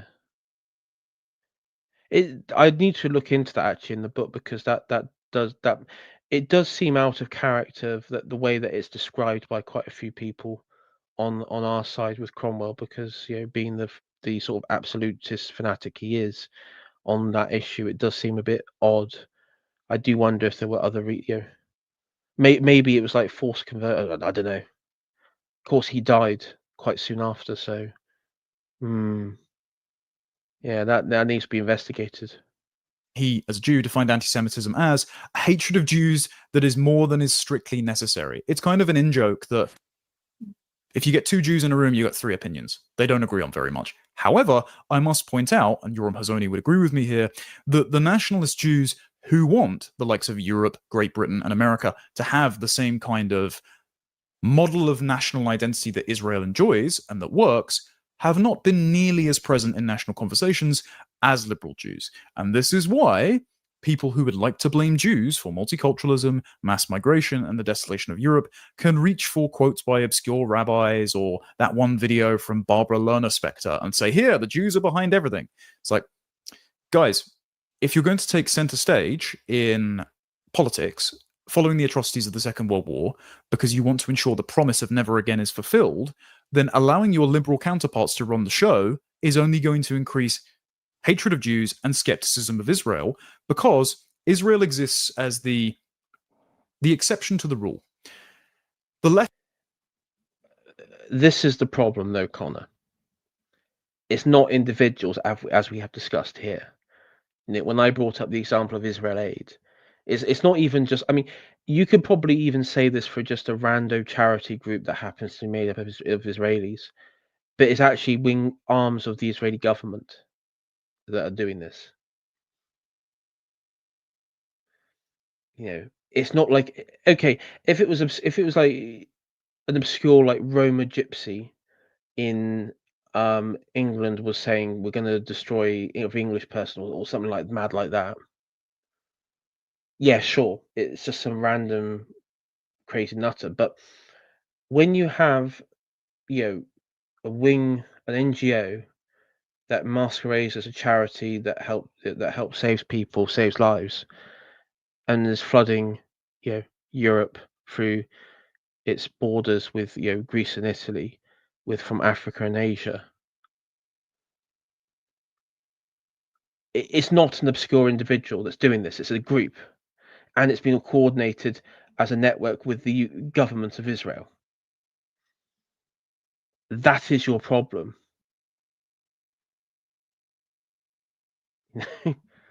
I mean, the only thing, Connor, you could say back to your pals who paid for your trip is they need better.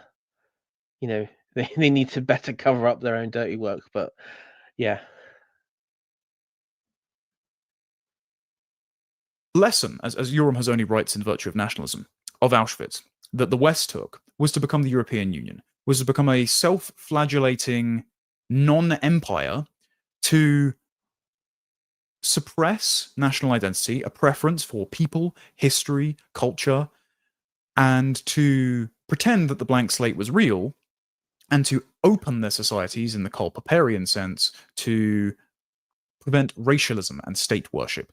These were the impulses that were diagnosed as causing Nazism and fascism and the pogroms of the Soviet Union, when instead the actual lesson that Hazony says should be of Israel, establishing self-conscious nation states in the face of not nationalism being Hitler's greatest sin, but imperialism, because he invaded other countries to plunder their wealth and kill their citizens in a pursuit of German pagan racial purities. So I'm just going to read from Yoram's book.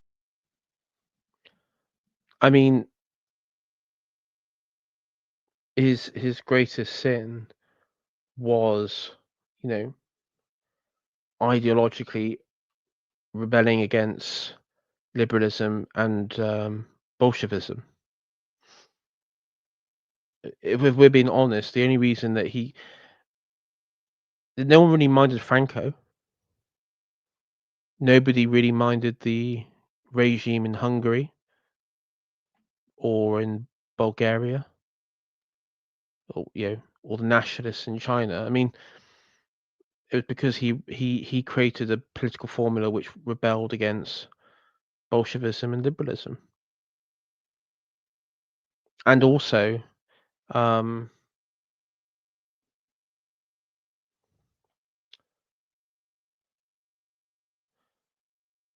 I mean, and this is just, we're being honest here. If you look at the unity with Austria, the Sudetenland in the Czech Republic, Czechoslovakia, Danzig, all of these were areas which were taken from Germany. I mean, obviously not Austria, because the Austro-Hungarian Empire, but these were areas that were taken from Germany from the legacy of World War One. I mean, from the German perspective, this was about reclaiming German lands, and you can watch countless footage. I remember doing so when I was studying the rise of National Socialism. You can watch countless footage of those areas when the German troops, they didn't even have to really invade. It was parades. I mean, Eindhoven would even tell you, like, in Austria, for example, I mean, sure, you had like a small military detachments to make sure everything went smoothly, but in those sorts of places, in the German-speaking lands of the Czech, in the Czechoslovakia, they were welcomed with open arms. And even during Operation Barbarossa, when they went through modern-day Ukraine, the Baltic countries, they were very much welcomed with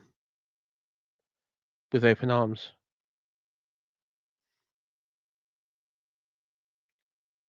And I listen. It, it it wasn't at the time, and you can't look at this retrospectively. At the time, most of Poland didn't exist. It was carved up between the Russian Empire, the Austro-Hungarian Empire, and the Prussian Kingdom. It wasn't like this outlandish imperial endeavor that was, obscure to people. I remember watching a very old interview with uh, like an old diplomat who was around during that time, and I think it was like in the 50s or 60s, and he talked about, oh, this German, he was Prussian. He still referred to him as being Prussian because he was from the Prussian state. So this wasn't, this wasn't like some random act of violence that is sort of made out to be, or some random act of decision, because it is logical, why this would be done. But look, as I will say, do I think uh, the mustache man should have attacked Europe, sorry, um, in the way that he did? For the sake of YouTube? No, of course he didn't, and he made some really bad mistakes during the invasion of Russia. Some quite catastrophic mistakes. You know, he didn't even manage to accomplish what Napoleon got to. I mean, at least Napoleon captured Moscow. He got, you know, he got sucked into the slog of Stalingrad. I mean, he re-diverted troops. It was a debacle. And I think he did it. There was two reasons why. It was because of the oil fields in the Caucasus, but also for the prestige of capturing Stalin's city.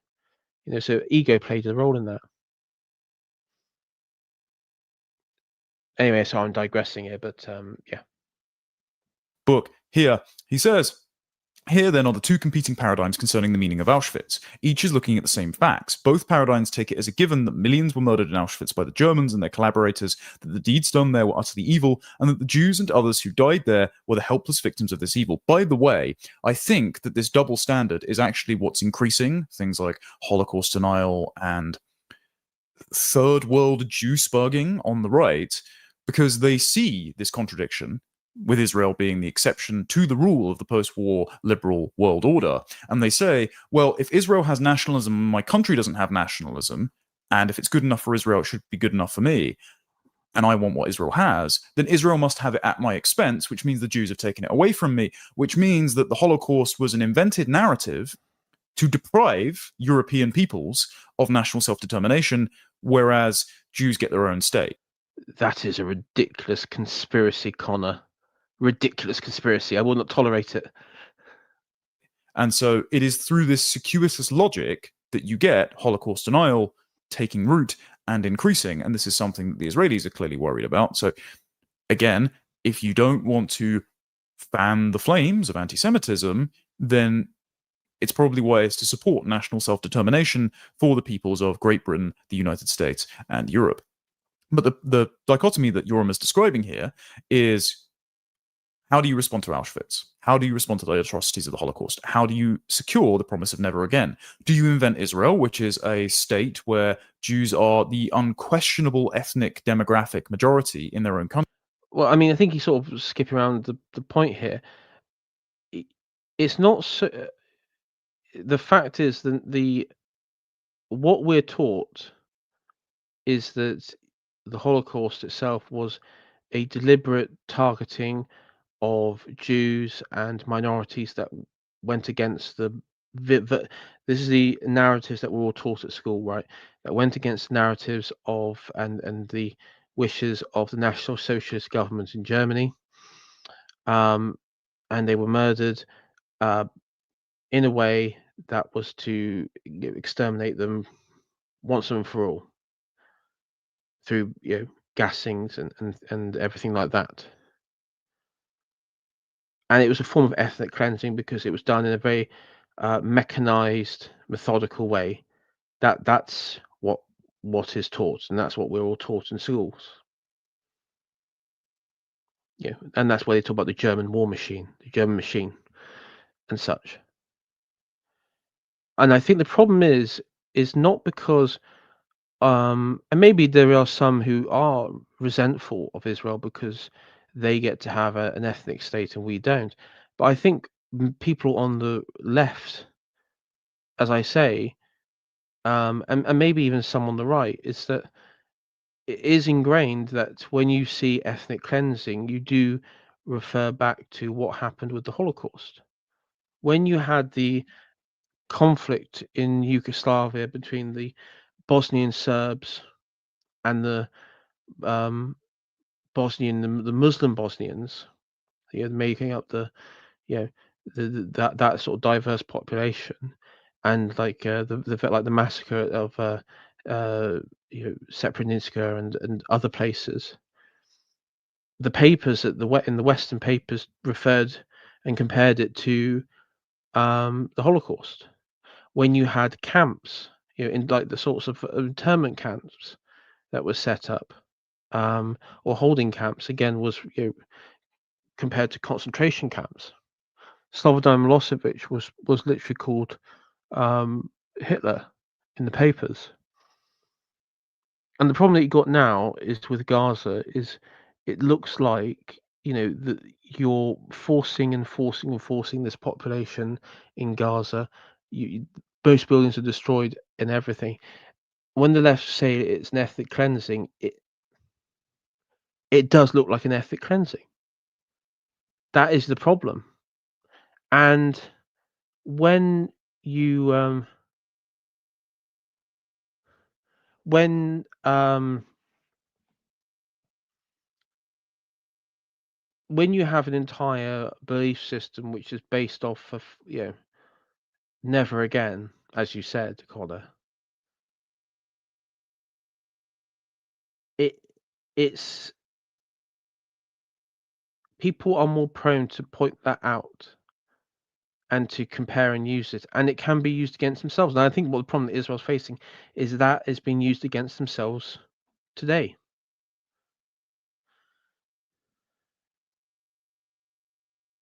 Yeah. And Ukrainians did it get.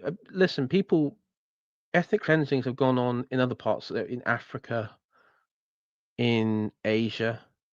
I mean, take Rwanda, for example, the Rwandan genocide.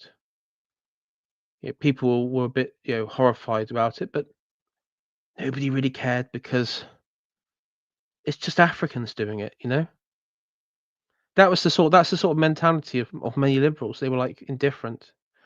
Even when they were doing the whole like giving food aid to Ethiopia, because of the communist regime there, couldn't, was a failed regime, a failed state. The food never reached the people, but Bob Geldof and his crowd felt good about it, so it's all that mattered. Country where if Jews cease to be a majority in their own homeland, then Israel would cease to be. And so there are members of the Israeli left who are to the far right of right-wing politics. Well, this is the inner like shit liberal in me would say, well, actually anyone can be Jewish, anyone can be an Israeli because it's an idea. It's not a thing. It's an idea. It's an idea.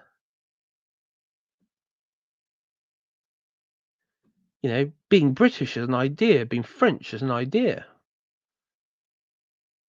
It's just an idea. We have legal codes and documents.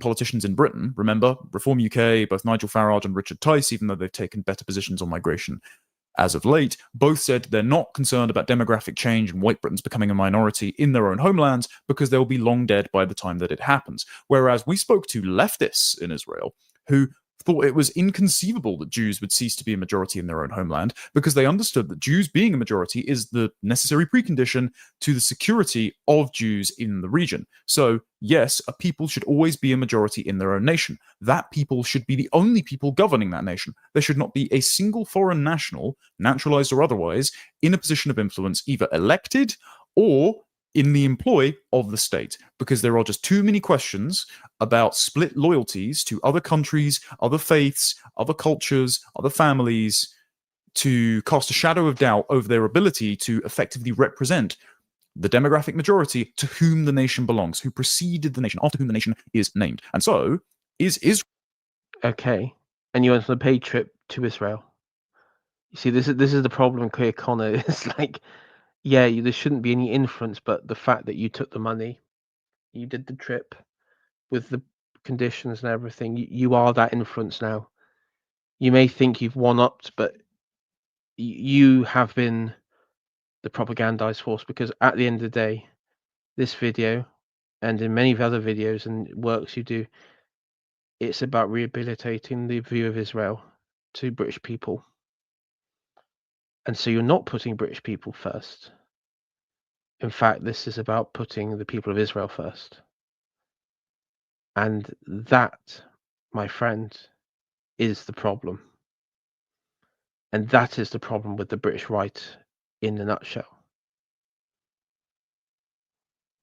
Israel the response to Auschwitz, a self-determining nation that is capable of defending its people and acting in their collective interest, or is the EU the response to the Second World War, which is a self-hating anti-empire which demands that Europeans must practice unilateral multiculturalism, so suppressing their own identities to accommodate hostile tribal foreign nationals in order to get to a place where all identities are liquidated and we have equality. And yes, the European Union model has also been pushed by liberal Jews who themselves have a cognitive dissonance about Israel being a homeland for Jewish people, whereas the rest of the world must be multicultural to keep Jews.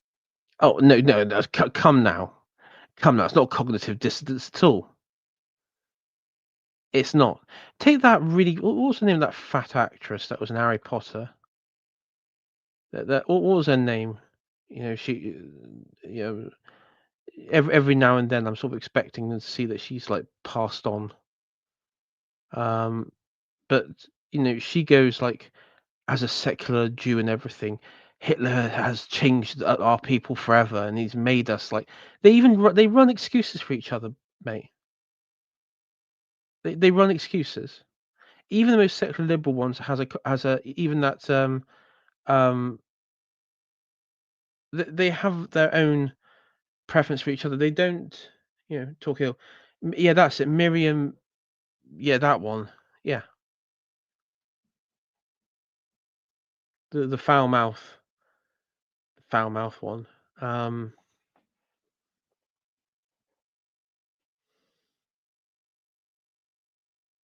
It's and Connor, you know this. You know this because you take various people on the left who are in Muslims in left wing parties.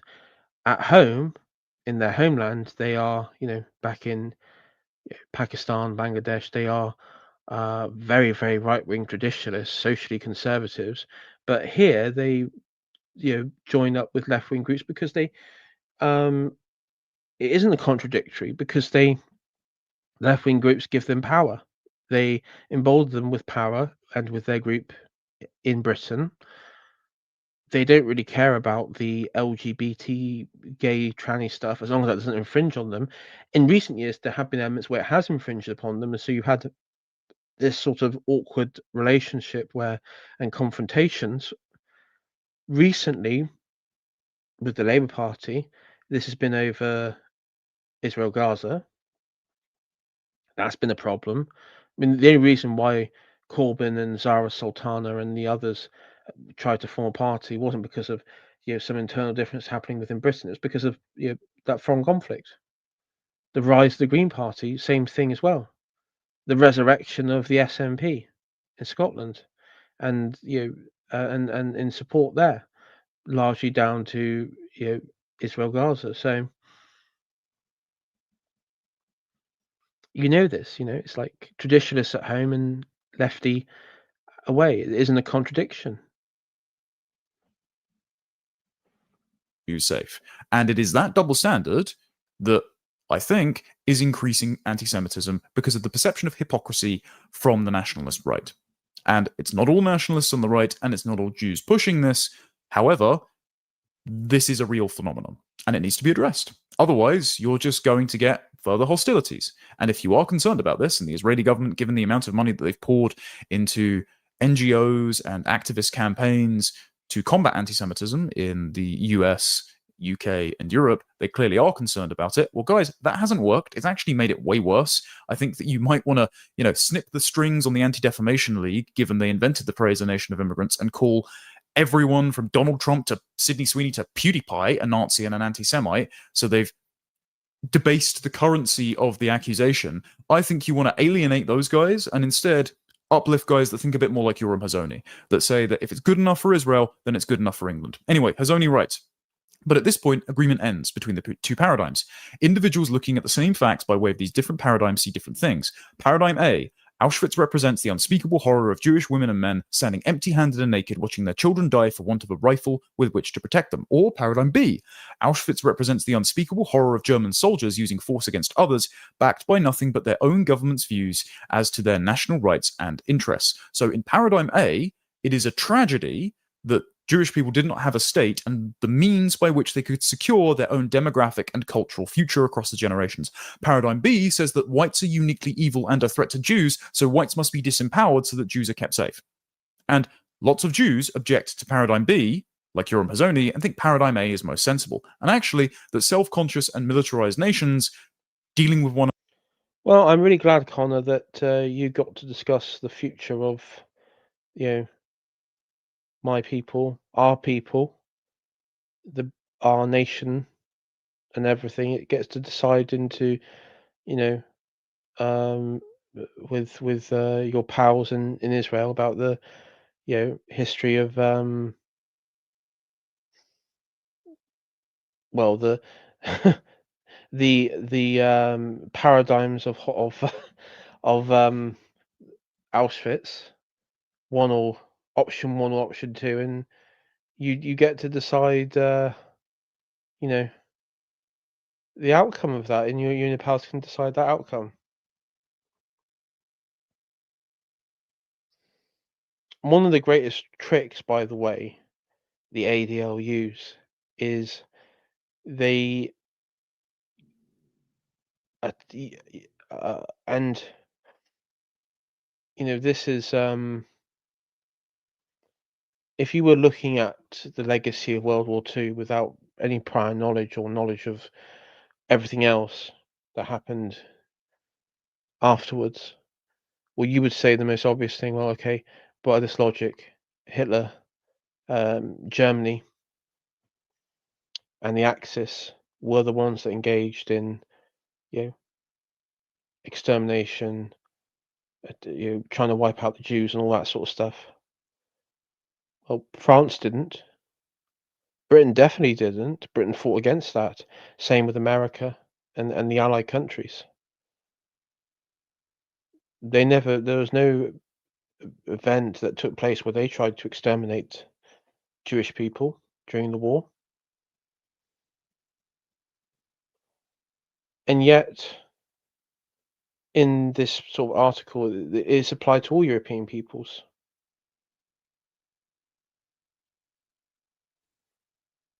So, Connor gets, he get to decide the paradigm here. Yay, we get to decide the paradigm, guys.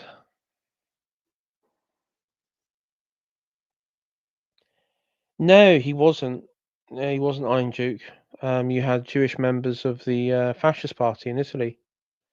I mean, there was controversy within Italy among, you know, elements that thought they shouldn't be there, and there was the same thing happened here in Britain with the BF and the BUF, the British Fascist Party, and the British the sort of other fascist party as well, over Jewish members. But even before the war, you had sort of in Italy, you had quite a notable amount of Jewish members joining the fascist party.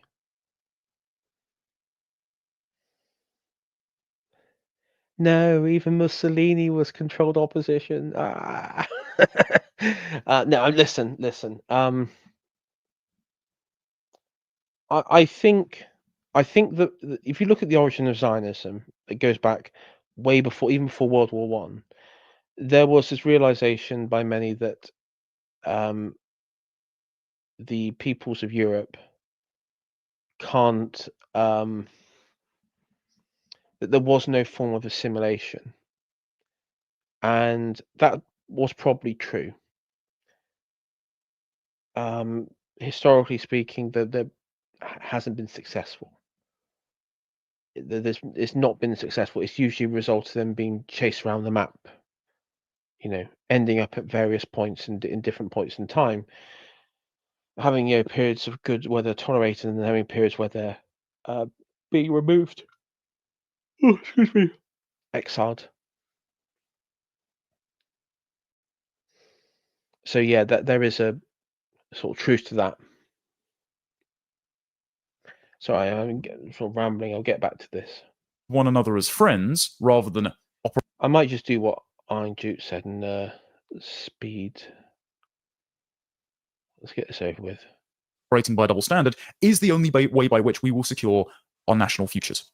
He writes, it is important to recognize that these two views, which at first do not even seem to be talking about the same thing, are actually describing moral positions that are almost perfectly irreconcilable. In the one, it is the agency of the murderers that is seen as the source of the evil. In the other, it is the powerlessness of the victims, a seemingly subtle difference in perspective that opens up into a chasm when we turn these competing paradigms in another direction and look at Israel through their eyes. Here are the same two paradigms, now with their attention turned to the independent state of Israel and what it represents. Paradigm A, Israel represents Jewish men and women standing, rifle in hand, watching over their own children and all other Jewish children and protecting them. Israel is the opposite of Auschwitz. Paradigm B. Israel represents the unspeakable horror of Jewish soldiers using force against others, backed by nothing but their own government's views as to their national rights and interests. Israel is Auschwitz, which is why you're getting the European Union, in their pursuit of equality, condemning Israel for committing genocide or being an apartheid state and the like, when actually it's just operating by the rules of conquest that govern the Middle East and have done before the delusions of the rules-based international order demanded that you have to treat an enemy combatant and their civilian population, many of whom civilians were involved in the October 7th massacre, by the way, as if they are your own citizens and refugees inside your own borders, by shipping them aid during the war that you are waging against them. Like, that's domestic. I mean, we did that in World War II. We did that to the German people. Churchill did that. Where you had aid drops, and it was very. It was unpopular. I should say, Clement Attlee also did that. Very unpopular move. I mean, the trouble with Connor's argument here as well is what stopped us from like literally obliterating and ethnically cleansing the Irish Catholic population in Northern Ireland. By that logic. Oh, law of conquest. Why couldn't we turn Londonderry or West Belfast into what Gaza is now?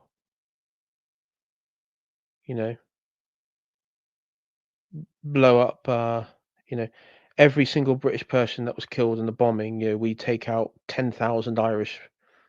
What? Why can't we do that? I'm sure Connor, being a Catholic, would not be, well, I doubt he would be a big proponent of that, but my point, attack on Britain, one British life would be repaid by 10,000.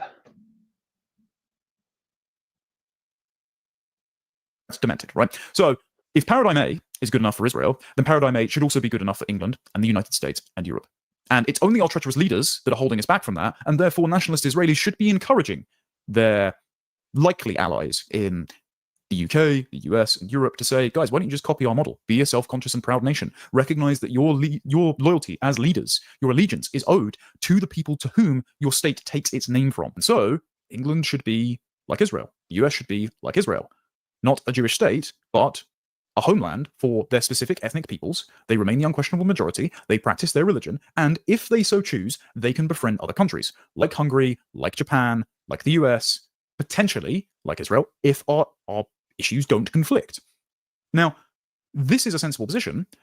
Lots of Jews did not take that position. As I've put in this article here, there was a Hebrew phrase that one of our guides who had served in the IDF, a really nice chap, had explained to me, and I don't speak Hebrew, so I've written it out here, but he says it's a play on words that translates from Hebrew to defending oneself to death. And basically, out of fear of persecution, there have been liberal Jews who have treated the populations that are most likely to give them safe harbor, to be friendly towards them, that share their biblical heritage, they've treated them like enemies and opened the borders to demented jihadists from the third world and encouraged the further importing of said jihadists because they recognize they can't have them as their neighbors, but then they just inadvertently make Europe incredibly unsafe. And there was this weird disconnect that Israelis had, probably because some of them don't travel outside Israel very much, where they saw Israel as an ethnic state for the Jewish people, but they described America as a nation of immigrants, or they described Europe as multicultural. And this wasn't malicious. It just, they don't understand what's going on in our countries. Okay, no. Of course they understand. I mean, right.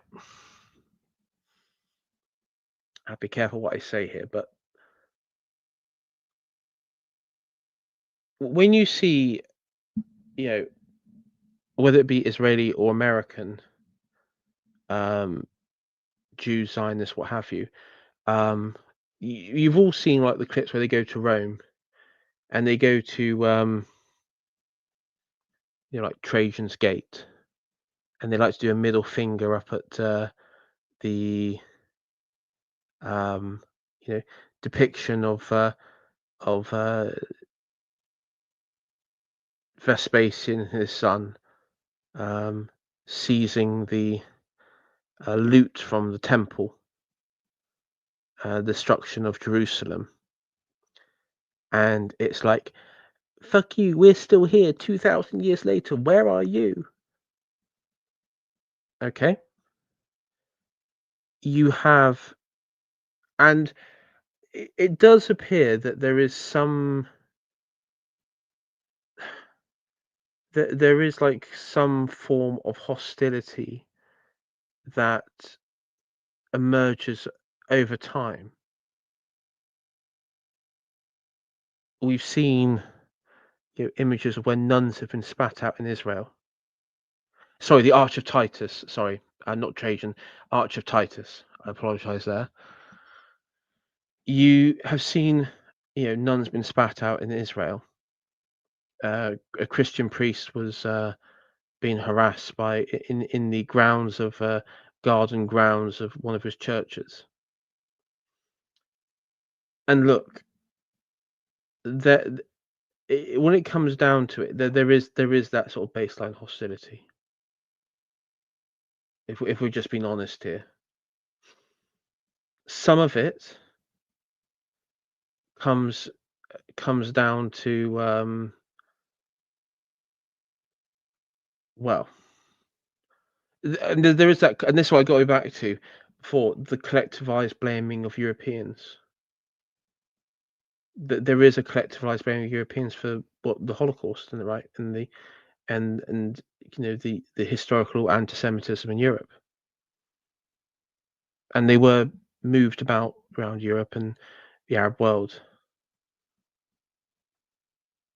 And Spain, for example, the golden age of Spain coincides with the expulsion of the Jews and the removal of the last Islamic state in Iberia, Granada, the Emirate of Granada, in 1492, which also kick-started the age of exploration with Christopher Columbus.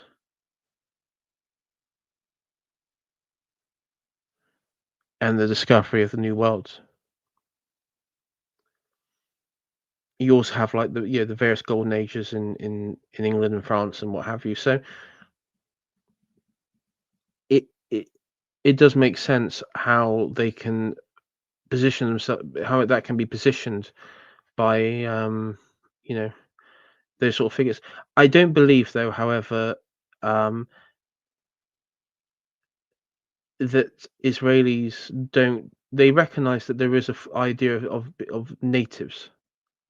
There is an idea of natives, that there are people who are native to each country, for the obvious reason that many of them, right? Israel is made up of immigrants. You have Jews from Ashkenazi, Eastern European. You have Jews from North Africa. You have Jews from America. Jews from Iran. And they view themselves in those ways. It's not just split ethnically in Israel among, whether you're an Orthodox Jew or Hasidic or what have you. There's also there is like a sort of a sub-ethnic component to it as well. But I mean, all of them view themselves in the same way and achieve the same goals. But I don't buy that from Connor one bit. There's cognitive dissonance there that isn't deliberate. It's just ignorance. And what I tried to do with pressing on my questions while in the country, and with this article, which I've heard is now going to be translated into Hebrew by one of the people who, when speaking to the group out there, had mischaracterized America as a nation of immigrants and now realizes the error of his ways. What I tried to do while on the trip is explain that, according to Ernest Renan's definition of a nation and what is a nation is a people with a shared history, heritage, and a common experience of suffering. And both England and Israel fit that bill. The English, the Angles, the Anglo-Saxons, Celts, Jutes, and Britons precede the naming of England and the unification of the various kingdoms under King Alfred the Great. And the naming of the nation of England by the Venerable Bede. They have endured a history of suffering, from Alfred burning his cakes under the Viking invasions to the grooming gangs and the Manchester Arena bombing. If we fit the same description of a nation as Israel, why can't we have the same model of national identity that Israel has? Why do we instead have to suffer the fate of somewhere like Lebanon or South Africa, which is ethnic heterogeneity, unilateral? I mean, in reality, we have a stronger claim The people of Israel in pre in sort of like the Babylonian in the biblical age have, and this is just, we're going to go on like pure genetics here, right? Have have little to no similarities to the modern population of Israel. I mean, the Palestinian population, the Arabs, probably have a closer genetic compilation of the Canaanites who make up the original occupiers of the land. Like the Coptics in Egypt have, that connection, or the Assyrian population in Syria have the historic genetics, and of course the Sumerian population of um, the native Sumerians that are still there today. We have a stronger claim. I mean, we that I mean, and Connor is right in this. The concept of England exists because the Anglo-Saxons, and English is just a synonym for Anglo-Saxon and vice versa, is that the Anglo-Saxons are what makes the term England, because we are distinctive West Germanic people, the English that is, who settled in the British Isles.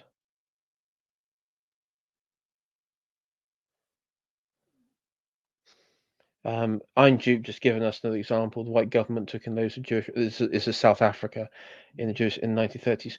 Joe Slovo was a child and later high in the terrorist ANC, white government South Africa, a Jewish communist with the brains behind self-admitted terrorist Nelson Mandela. Well, there you go.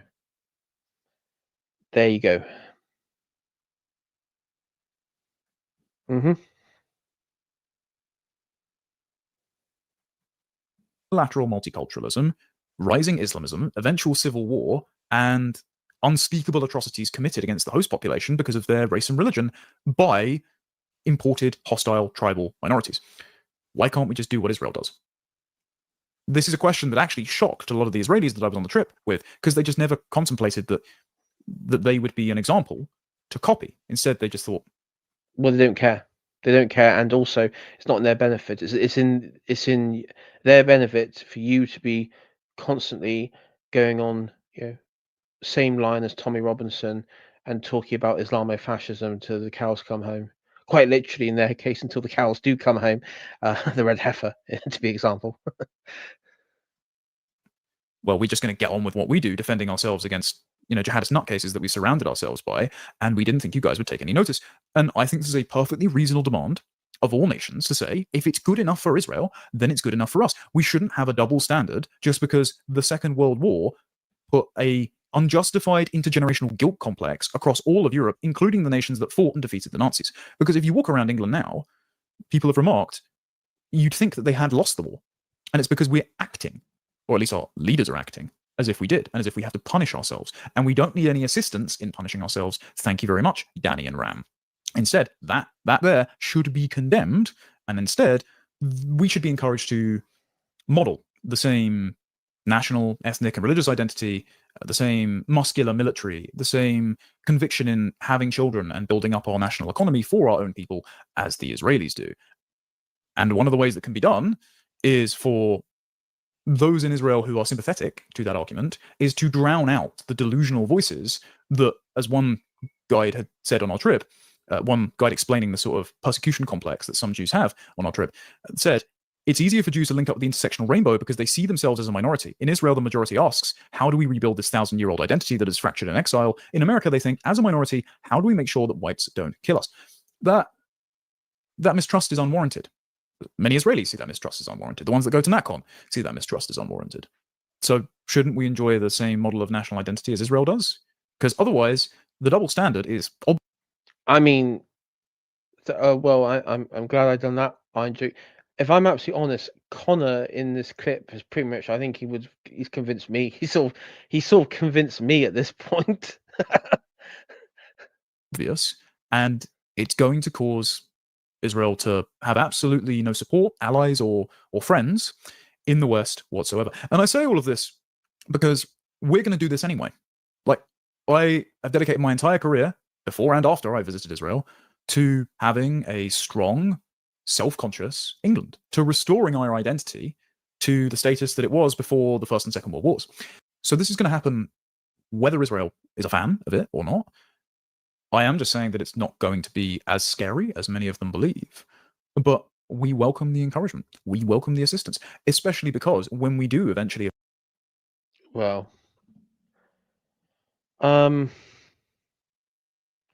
might just wrap it up there, to be honest, quickly, because it's all coming to the end. But so I mean, the rest of it's the same thing. He welcomes the encouragement and all that sort of shit. Look, so this is my overall response of it. This is my summary here. I think you got the gist of my view on this. At the end of the day, Connor was invited out there to rehabilitate those on the right, maybe people like myself and others in chat here, and you who are listening, who are also, you know, who have sort of been skeptical with Israel already, to get us back sort of on their side, get them back, supporting Tommy and the counter jihad stuff that goes on, and people like the New Culture Forum, those sorts of figures, right? They want us all back, unquestionably, no questions asked, supporting that.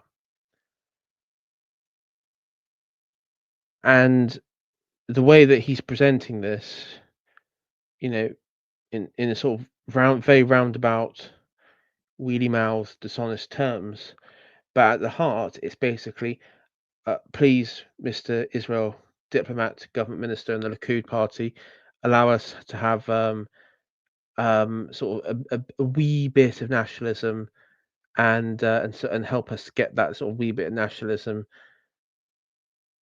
and then people on the right in Europe won't hate Jews. That's really what it's come to, and of course it's like, no, don't you realize what the Europeans have done to us for 2,000 years?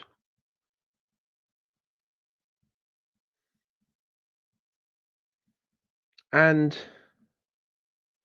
yeah, just a crumb, BB, please. Please, sir, can I have some more? Oi, more? Oy vey, more? um, look, at the end of the day, the only people who can achieve self-actualization as a group is our own people. And as you know, I can talk about the role of the media, pornographers, various groups like the ADL and everything. I could go on, the Rothschilds, all that sort of crap.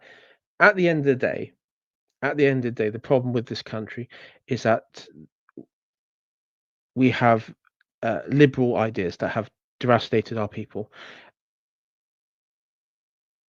The real enemies of this country are also liberals who support this international way of thinking, this globalized mindset, which has created this sort of, you have like the hyper individualized person who has no connection to um, their own group, their own race, and their own people, and their own homeland. That is it, and it's not really down. I mean, you know, I'm not sort of blaming this people in Israel and these people here, that, and the everywhere, because this is kind of an internal thing that we have to come to. You can't run off to other countries.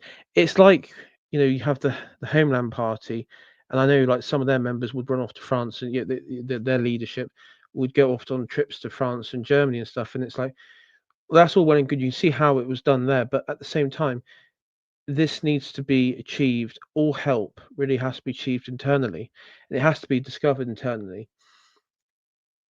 What I do, as an example, is, and I think what we can do as a group is that we talk about, and we are, and I think maybe this is where the British right within Britain has to be harder among themselves, to the point of where there is like a black and white.